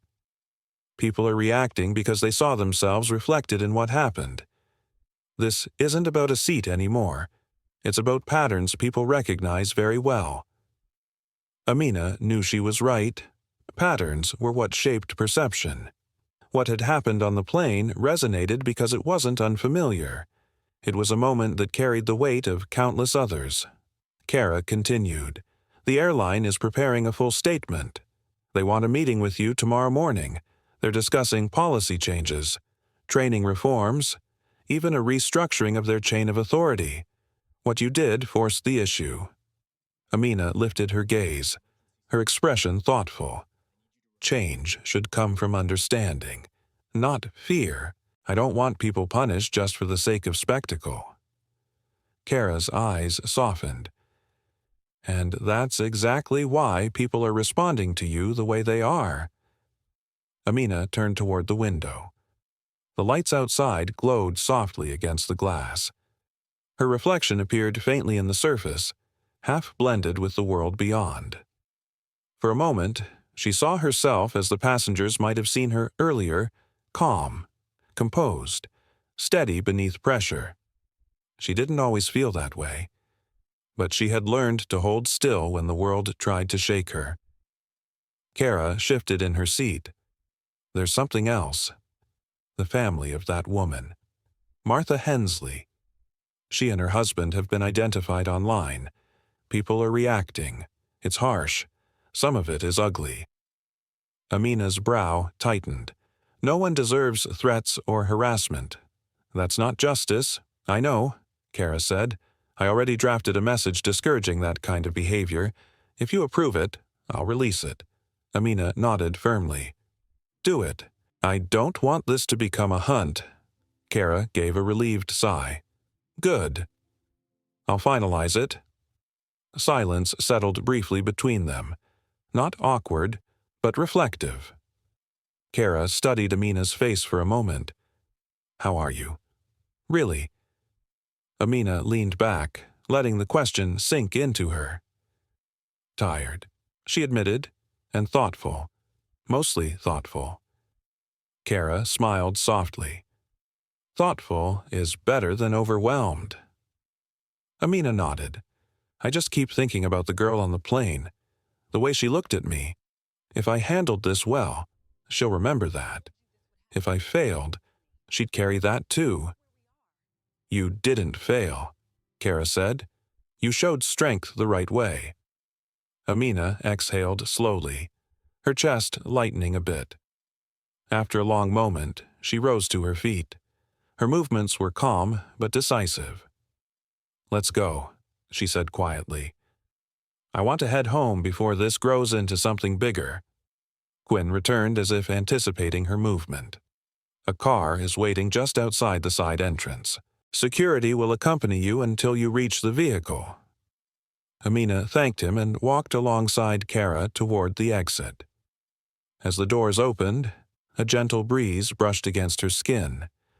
She stepped into the dimly lit path reserved for staff and high-level passengers. Her heels clicked softly against the pavement. At the far end, a black sedan waited. The driver stood ready, holding the door open. Amina paused for one breath, taking in the quiet night. The storm was only beginning, but she felt prepared, steady, focused. She lowered herself into the car with measured grace.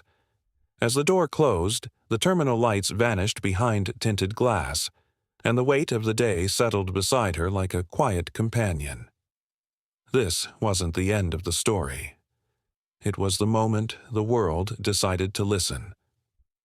The sedan eased forward into the quiet access road, its headlights rushing softly across the pavement.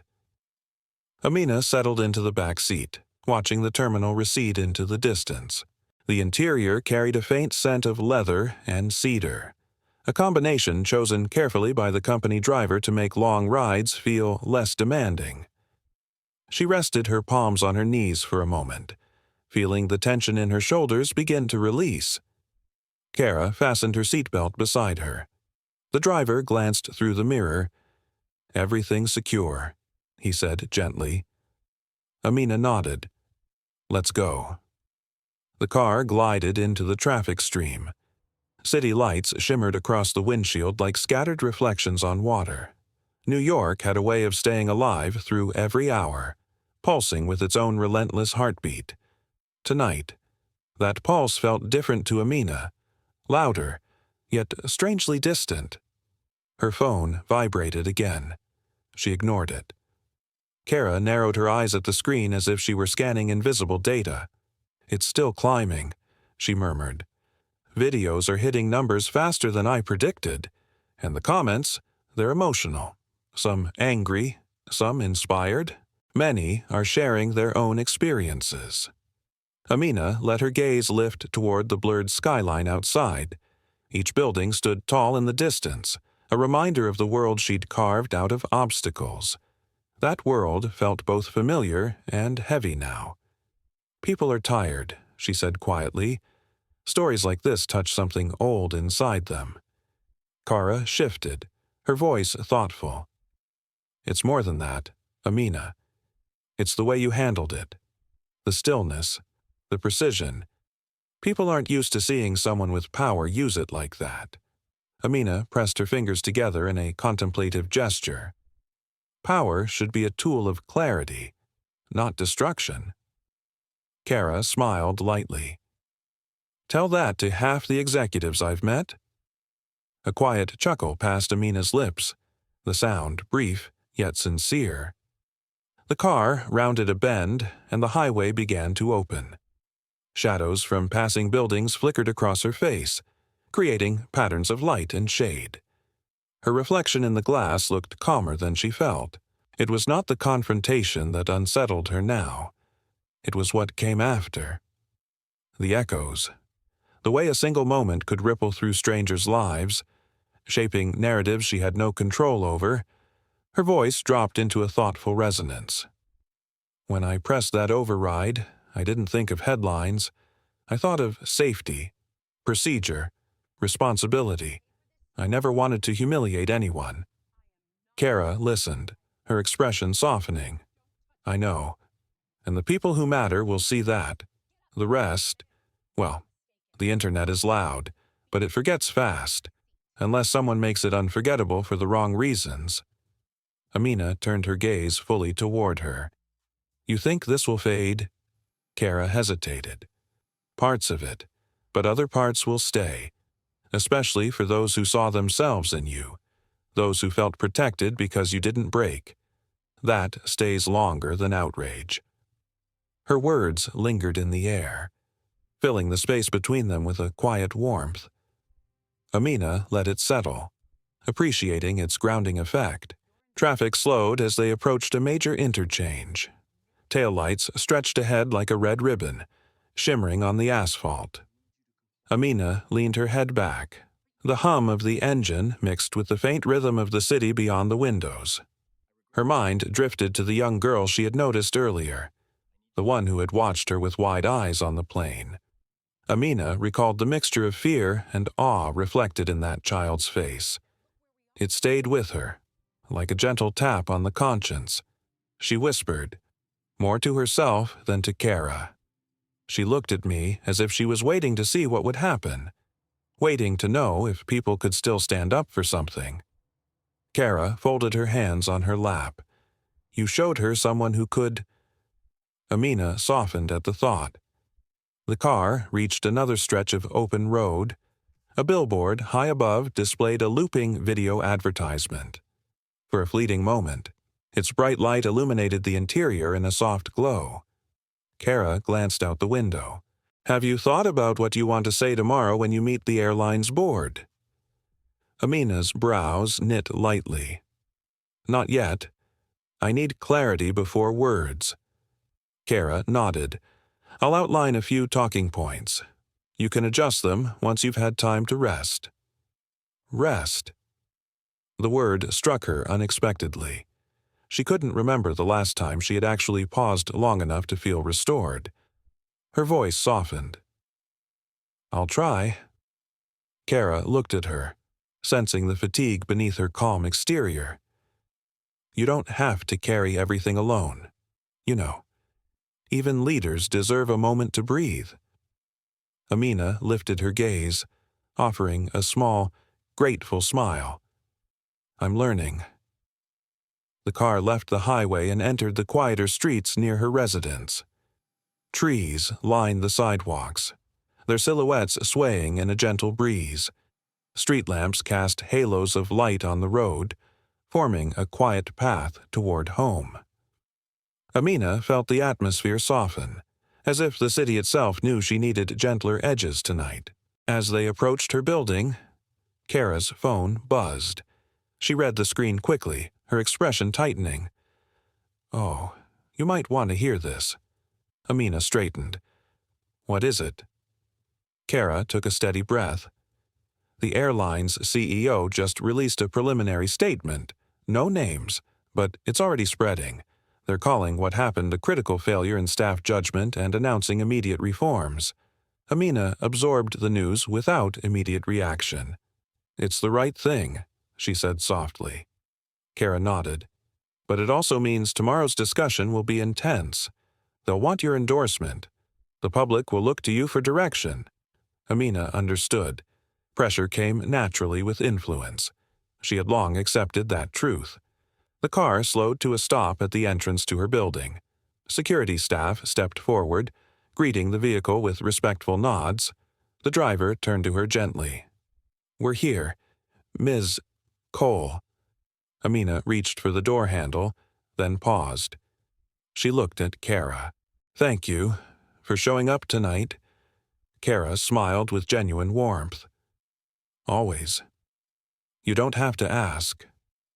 Amina stepped out of the car, the quiet air wrapping around her like a soft blanket. Her building's entrance glowed with warm light, guiding her toward the lobby. She walked with steady steps, not rushed, not hesitant, but thoughtful. Inside the lobby, familiar staff members greeted her discreetly.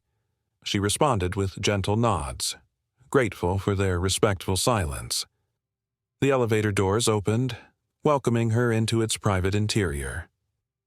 As the doors closed, she caught a glimpse of herself reflected in the polished metal. The woman, looking back, was composed, though her eyes carried a hint of weary reflection. Amina breathed deeply. Tomorrow would bring conversations, decisions, and expectations. Tonight would offer a moment of stillness. She needed that. She deserved that. The elevator ascended smoothly, lifting her toward the quiet sanctuary she called home. The elevator opened into Amina's private floor, revealing a wide living space dressed in soft lamps and muted gold accents. The quiet greeted her like an old friend. She stepped out, allowing the stillness to wash over her. The city hummed far below her windows, but up here, the noise softened into something distant and harmless. She set her bag gently on the console table. Her fingers lingered on the strap for a moment. Even when her body arrived home, her mind often stayed in motion. Tonight, that motion carried the edges of exhaustion. A soft meow broke the quiet.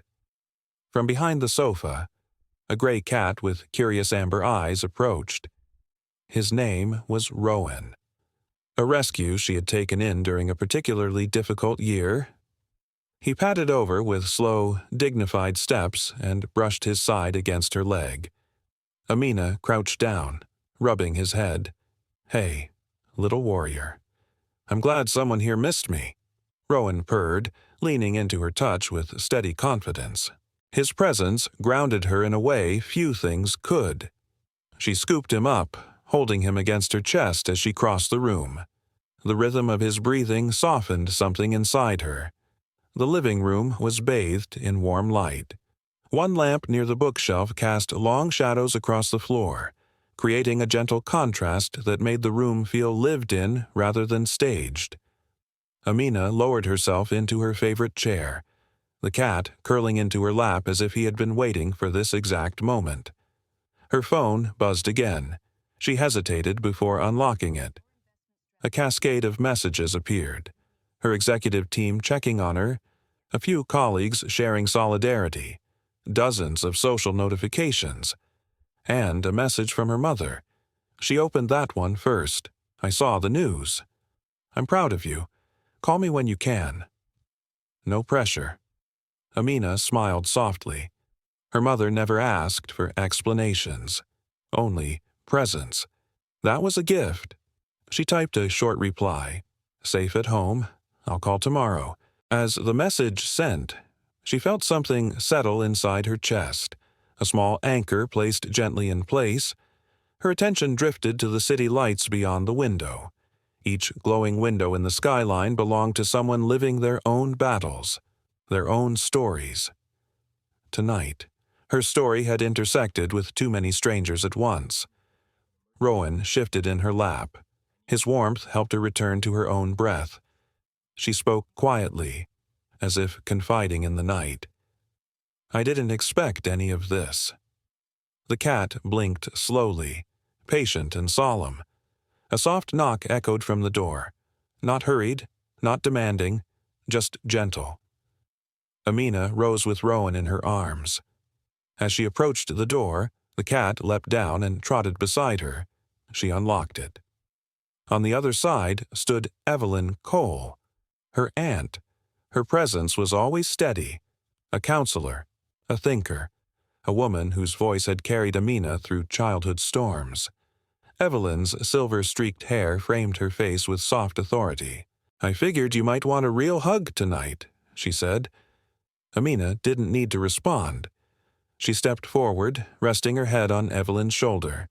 The embrace was quiet and firm, offering comfort without stirring up anything overwhelming.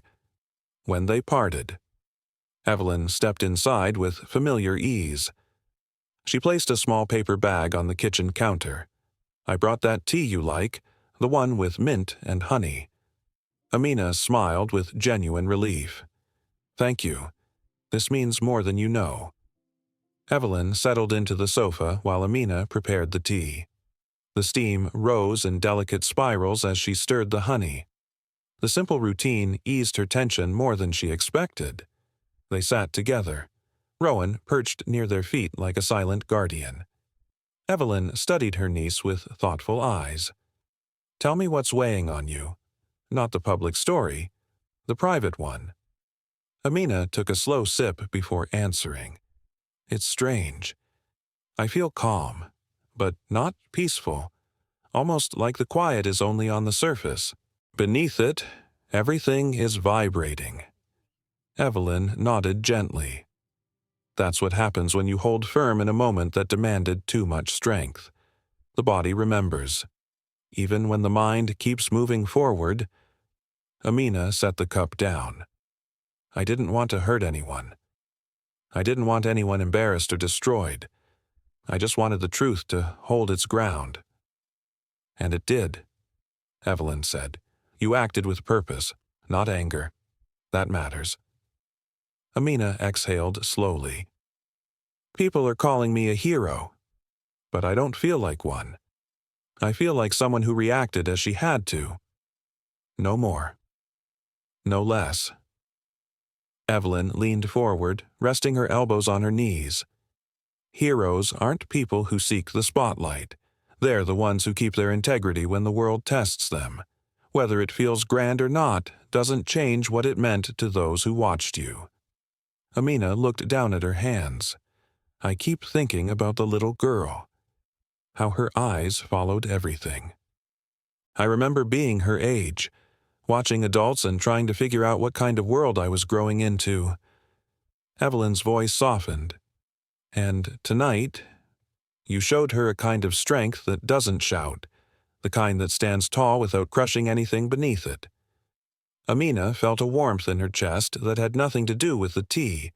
"But there's something else," she admitted, "a kind of ache, a reminder that no matter how high I climb, someone will still try to push me back into a place I don't belong." Evelyn rested a hand over hers. "The ache doesn't mean you failed. It means you're human. And every human who has ever fought to be seen has felt that same sting. But remember this, the world didn't see you fall. It saw you rise."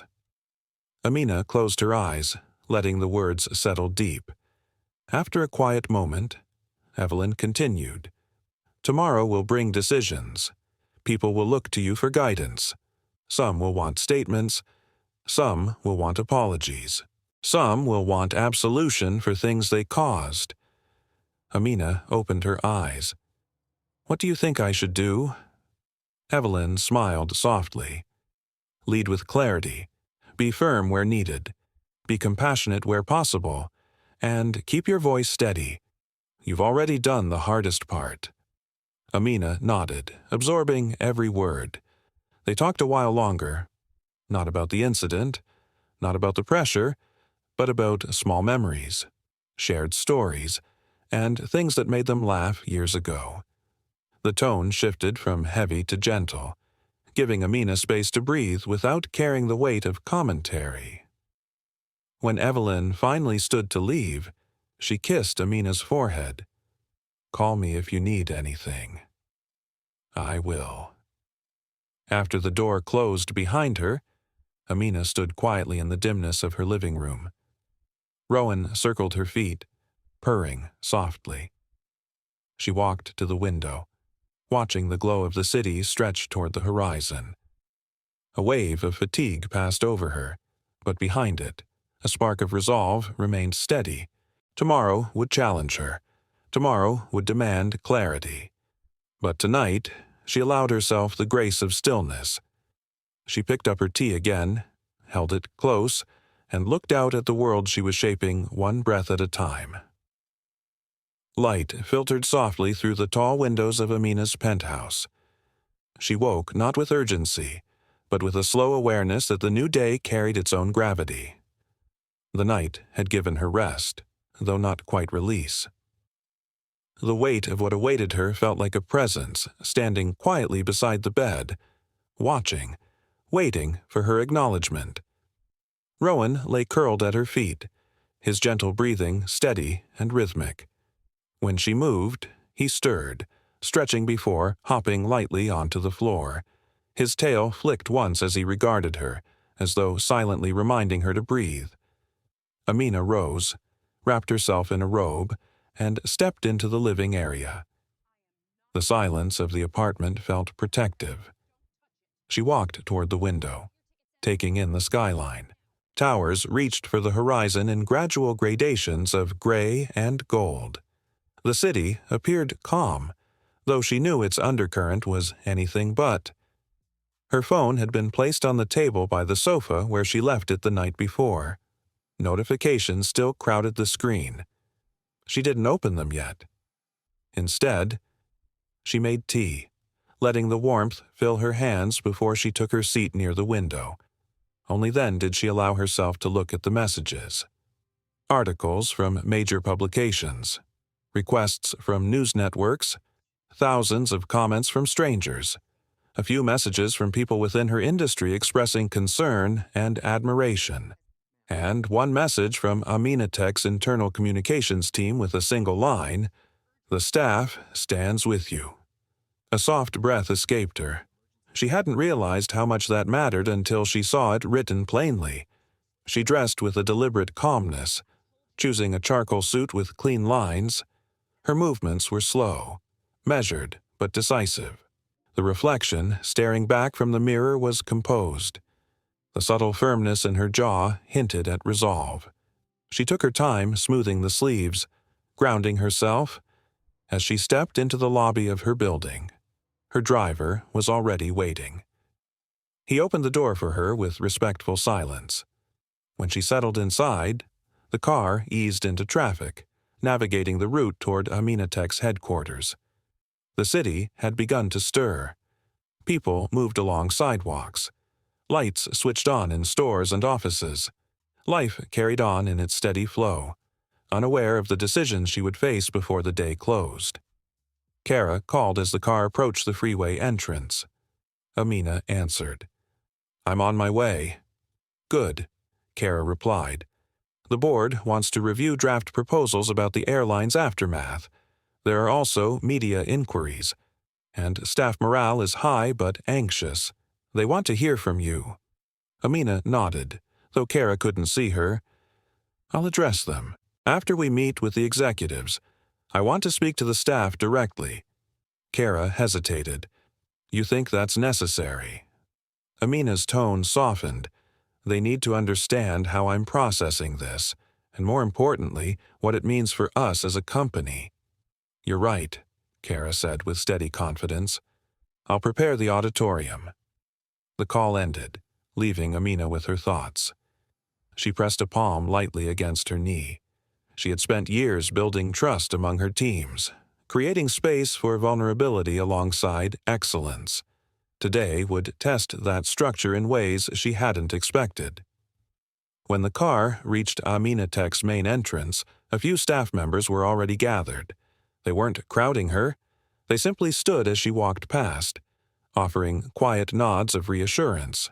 Some whispered greetings, their eyes carrying gratitude mixed with worry. Amina greeted them gently, her voice warm but composed. Once inside, she stepped into the elevator, ascending to the executive floor where her leadership team was waiting. The doors opened into a conference room lined with glass walls and framed artwork featuring stories of African innovation. The long table was filled. Faces she knew well looked up as she entered. Kara stood near the head of the table, relief evident on her face as she saw Amina. The room fell silent. Amina took her seat, resting her hands on the polished surface. "Let's begin." Her voice held calm authority, inviting focus without force.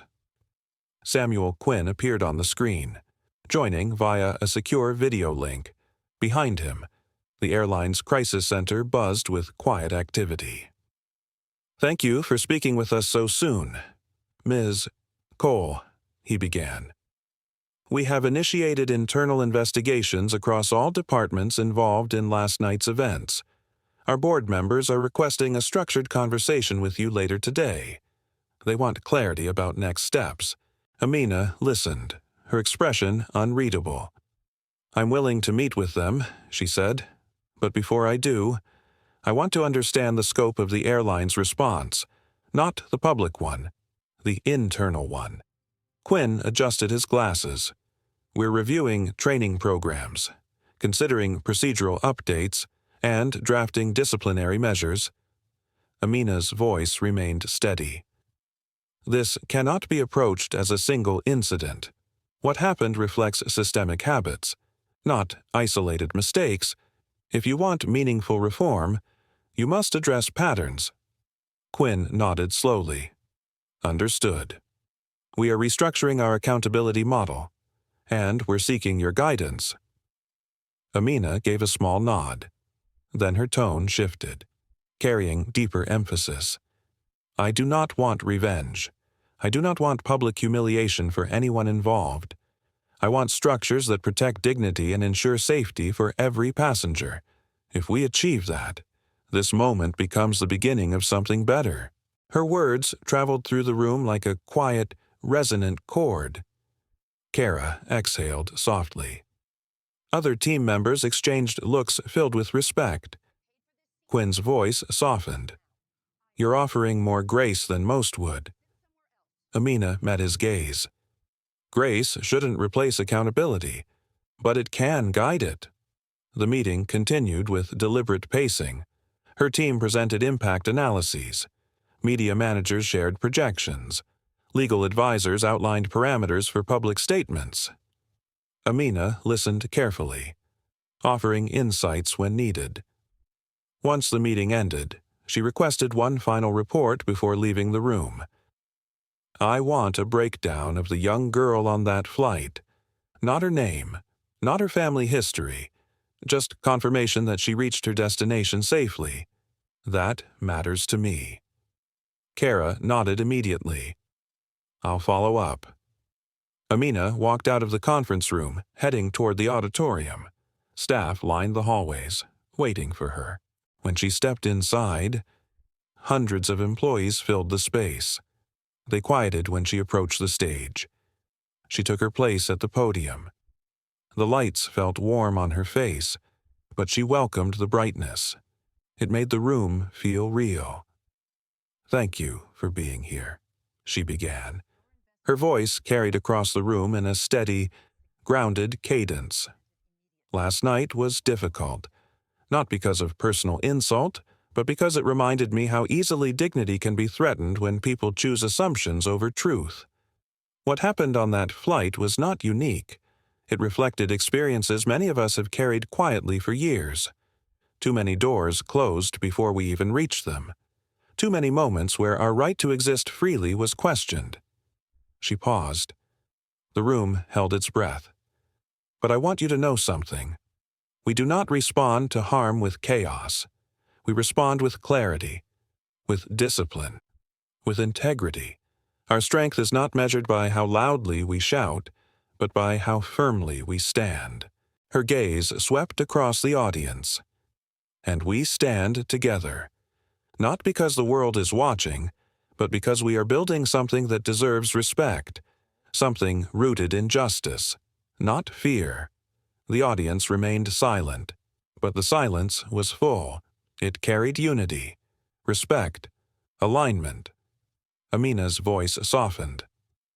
I am grateful for your support. I am proud of our work. And I promise you this. We will turn last night into something meaningful, something lasting. When she stepped back from the podium, the applause rose slowly, then grew into a powerful wave. Not frantic, not explosive, but deep and steady. It was applause that recognized not a hero, but a leader who didn't waver. The applause still lingered faintly in Amina's ears as she stepped off the stage and moved toward the exit of the auditorium. She felt the lingering warmth of the staff's support, but beneath it, something quieter stirred inside her. A kind of gravity, a reminder that the world outside these walls had its own reaction, not all of it kind. Kara caught up to her, her tablet pressed against her chest. You did beautifully, she said. They needed to hear that, and you delivered. Amina offered a small smile. I'm grateful they listened. Kara hesitated before speaking again. There's something you should know. The family of the woman who caused the disruption has released a statement. It's gaining traction. Amina slowed her pace. What does it say? Kara's expression tightened. They're claiming you abused your authority. They're framing it as an overreaction. They're positioning themselves as victims of an online mob. Amina absorbed the information without outward reaction. She resumed walking. That was expected. Kara followed closely, but it's getting amplified by a few commentators. They're twisting the narrative. I think you should be prepared. Amina's voice remained steady. Narratives can shift, but truth remains. Let's focus on what we can control. As they approached the executive floor, staff greeted her with respectful nods. She acknowledged each with gentle sincerity. Even in moments of pressure, she believed in seeing people, not just passing them. Inside her office, the familiar atmosphere felt grounding. The tall shelves filled with books, the framed photographs of her team, the soft glow from the desk lamp. Everything created a sense of continuity, a sense of home within work. Kara closed the door behind them. There's one more update, she said quietly. The airline's board is ready for the virtual meeting. They're waiting on your signal. Amina inhaled deeply, steadying herself. Give me a moment. Kara nodded and stepped out. Amina approached the window. The city stretched far in the distance, its patterns intricate and ever-moving. She watched the horizon with a stillness that felt almost meditative. Moments of reflection were essential. She had learned that clarity rarely came when she rushed toward it. She thought about the woman on the plane, Martha Hensley, the fear in her eyes when she finally understood who Amina was. Amina didn't feel satisfaction when she remembered it. She felt a quiet ache, a reminder of how quickly ignorance could spiral into catastrophe. She whispered to herself, I won't let spite guide me. A soft tap broke her thoughts. Kara re-entered. They're ready. Amina turned from the window and walked toward her desk. The screen lit up as she pressed a key. Faces appeared one by one. Executives sitting in polished boardrooms across different cities. Expressions ranging from regret to unease. The chairman spoke first. Ms. Cole, thank you for meeting with us. We appreciate your willingness to engage after such a difficult night. Amina inclined her head slightly in acknowledgement. Thank you. I'm here to discuss solutions, not to revisit blame. Her tone held steady professionalism without coldness. The chairman continued. We want to express our deepest apologies, not just for the incident, but for the systemic issues that allowed it to escalate. We are committed to making changes. Amina folded her hands on the desk. What reforms are you proposing? Another board member leaned in. Mandatory protocol training for all flight and ground staff. Expanded bias awareness programs. A revision of authority structure so that staff cannot override federal requirements. and immediate disciplinary action for those involved. Amina listened without interrupting. "That is a start," she said quietly.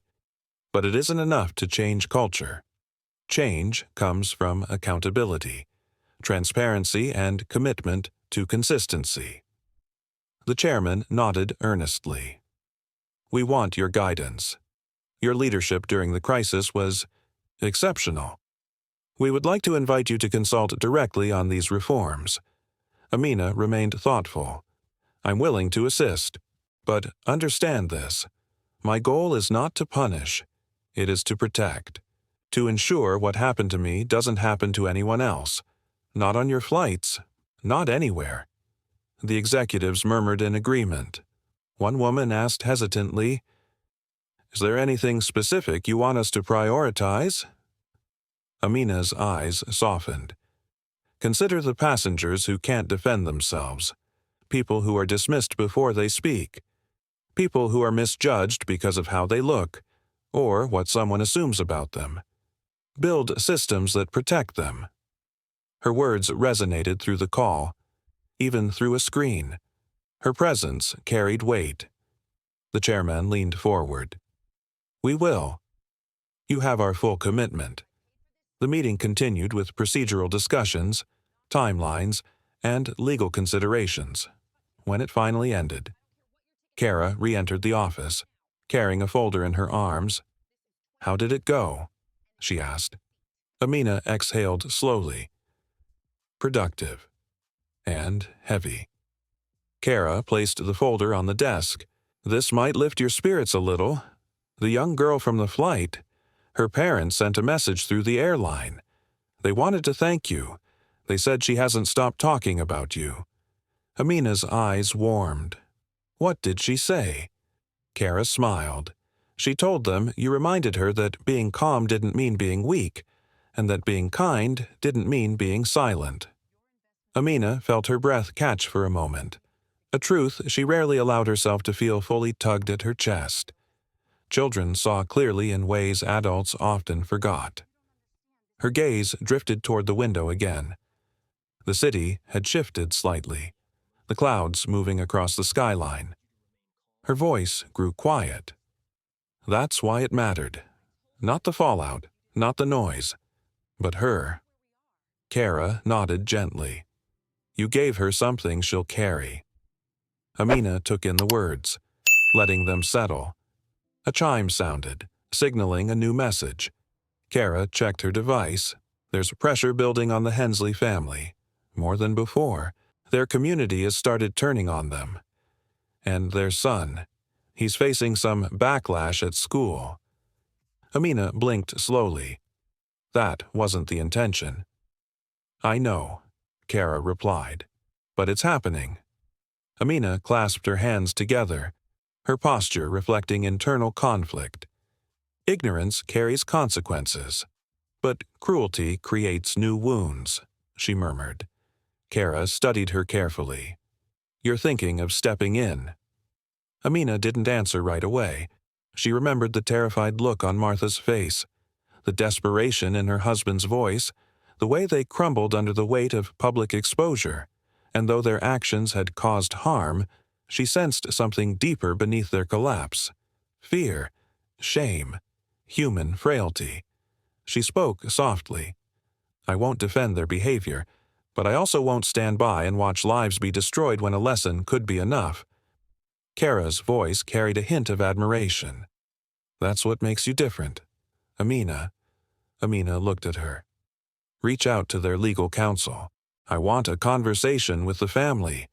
Not to rescue them, to guide them. They need direction, not devastation." Kara nodded with steady resolve. "I'll arrange it." Amina rose from her chair. Her steps carried a quiet firmness. She walked toward the window, placing a hand gently against the glass. The cool surface steadied her. "This isn't about punishment," she whispered. "It's about breaking cycles." She stood there a while, watching the movement of the city, the distant glimmer of hopes and fears intertwined. She felt the weight of responsibility, but also the clarity of purpose. Tomorrow would bring new challenges, but tonight, she knew exactly who she wanted to be. The conference room chosen for the meeting was smaller than Amina expected. It belonged to a private floor in an office tower near Central Park, neutral and quiet.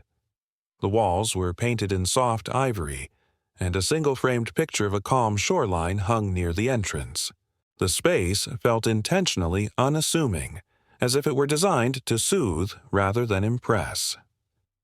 Kara stood near Amina as they waited. She had insisted on being present, not as a shield, but as support. Amina appreciated her steady presence even if she didn't say it aloud.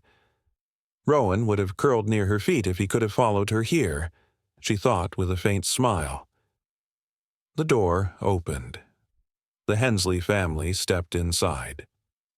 Martha, the woman from the flight, appeared smaller than Amina remembered. Her posture had lost the sharp defiance she displayed on the aircraft. Her eyes carried shadows that came from many sleepless hours. Her husband, Thomas, stood beside her with a protective closeness, though he, too, showed the strain of the past days. They hesitated before approaching the table. Amina gave a single nod to invite them closer. "Please, have a seat." Her tone was calm, not cold, but not inviting false comfort either.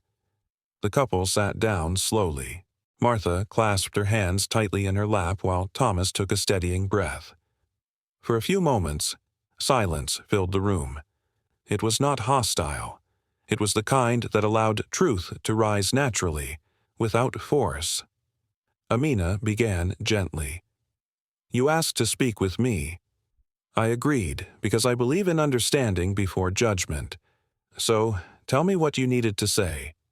Martha looked down, her voice trembling as she began. "I want to apologize. Not the kind that people give because they're told to, the real kind, the one that comes when you finally see yourself clearly. And I didn't like what I saw." Amina remained still, listening. "I saw the videos." Martha continued. "I heard my own voice, the way I spoke to you, the assumptions I made, the way I pushed that flight attendant, and I felt sick. I felt ashamed. I raised my children to be better than that, but I wasn't better." Thomas placed a hand over hers, though his own voice wavered when he spoke. "We let our fear of losing a small piece of comfort turn us into something cruel. And by the time we realized it, the damage was done. Our community turned on us. Our son is facing isolation at school. People assume he shares our mistakes." Amina listened with thoughtful quietude. She wasn't interested in humiliation. She wanted truth. She wanted sincerity. She wanted growth. Kara watched silently, ready to step in if needed, though she sensed Amina had full command of the room. Amina leaned forward slightly. "The harm didn't come from your mistake alone. It came from the certainty with which you acted while being wrong. That certainty is what wounded me, and what endangered everyone on that flight." Martha nodded, tears touching the corners of her eyes. "I know, and I am sorry. Truly." Amina paused, letting the words settle. Then she spoke with the kind of clarity that only comes from a deep inner stillness. "I don't want your downfall. That was never my intention. I wanted the truth acknowledged. I wanted respect upheld. But I don't want your son to suffer because of choices he didn't make." Thomas's breath shook with relief, though he remained quiet out of respect. Amina continued. "People are angry with you. That's a consequence of your actions. But anger alone doesn't create change. Understanding does. Responsibility does. And I hope you're ready for both." Martha wiped her eyes with trembling fingers. "We are. We will do anything to make this right." Amina considered this for a thoughtful moment. "There is something you can do." Both looked up, hope and fear mingling in their expressions. Use this moment to learn and to teach, not publicly for attention, privately within your circles, within your family. Have conversations you've avoided. Confront assumptions you didn't realize you held. Let this be a starting point, not an ending. Her voice grew gentler, without losing firmness. I don't want a public display of remorse. I want private transformation. That matters more. The room grew quiet once more. This time the silence felt lighter, less suffocating. Martha whispered, "Thank you. I didn't expect kindness. Not after everything." Amina shook her head softly. Kindness is not weakness, and accountability is not cruelty. Thomas exhaled, the tension in his shoulders easing for the first time since entering the room. "We'll do the work, truly." Amina nodded once. Good. The meeting ended without dramatic gestures. The couple stood, thanked her quietly, and left with the humility of people who had finally seen the mirror clearly.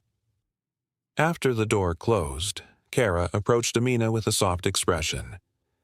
"You handled that with more grace than most leaders I've ever known." Amina allowed a faint breath to slip free. Grace is a choice, a difficult one, but necessary. Kara set her tablet down. You didn't let them escape accountability, but you didn't let them drown in it either. That's rare. Amina stepped toward the window, letting the soft light fall across her face. People break easily when shame becomes heavier than growth. I won't contribute to that. Not when change is possible. Kara folded her arms loosely. What now? Amina let her gaze drift across the city beyond the glass. Now we keep building. We strengthen our company. We guide the airline toward reform. And we move forward without bitterness. Her voice softened. What happened on that flight will remain a part of me, and a part of the world. But I refuse to let it shape me into someone harder than I intend to be. Kara smiled gently, admiration clear in her eyes. Your heart, it's steady in ways most people never learn. Amina gave a small, reflective smile. It wasn't always steady. I learned through trial, through the moments that bruised me, through the times I felt invisible. I made a choice not to let those experiences define me, only guide me. Kara nodded. And they guided you well. Amina took a slow breath and stepped back from the window. Let's return to the office. I want our team to see that today isn't about conflict, it's about direction. Kara gathered her things. Amina paused, looking back. You didn't just resolve a conflict, you redirected the narrative into something human, something grounded. People will feel that. Amina's expression softened. If they feel hope, that's enough. They left the room together. The hallway outside was quiet. The sound of their steps echoed gently as they walked toward the elevators. Amina pressed the call button, her mind already shifting toward the tasks ahead. But beneath the planning and the responsibilities, a small warmth settled in her chest. It came not from victory, nor from validation, but from the knowledge that she had chosen a path aligned with her deepest values. She had grounded a jet to protect truth. Now she had grounded her response to protect humanity. When the elevator doors opened, she stepped inside with renewed clarity. Not triumphant, not burdened, simply whole. Amina Cole's story reminds us of a very real truth. Sometimes the greatest challenges come not from storms, but from the suspicious looks of others. As we grow older, we understand that people are not only hurt by words, but by contempt hidden behind politeness. The most precious thing in this story is not the power Amina holds in her hands, but how she chooses to use it. She does not destroy anyone, does not retaliate, does not harbor hatred. She simply holds boundaries, maintains her composure, and uses her power to usher in change, not to end a life. It is a lesson for all of us, especially those who have been through many ups and downs, that sometimes what we need most is not to win, but to be right. That kindness can go hand in hand with strength. That respect, however small, can save a day, a life, and that calmness is always what makes us stand firm in the midst of turmoil. If today's story makes you think, makes you remember the moments that hurt you but also made you mature, thank you for accompanying. I respectfully invite you to like, share, and subscribe to the channel to continue listening to stories that touch your heart and maintain faith in the good things in life.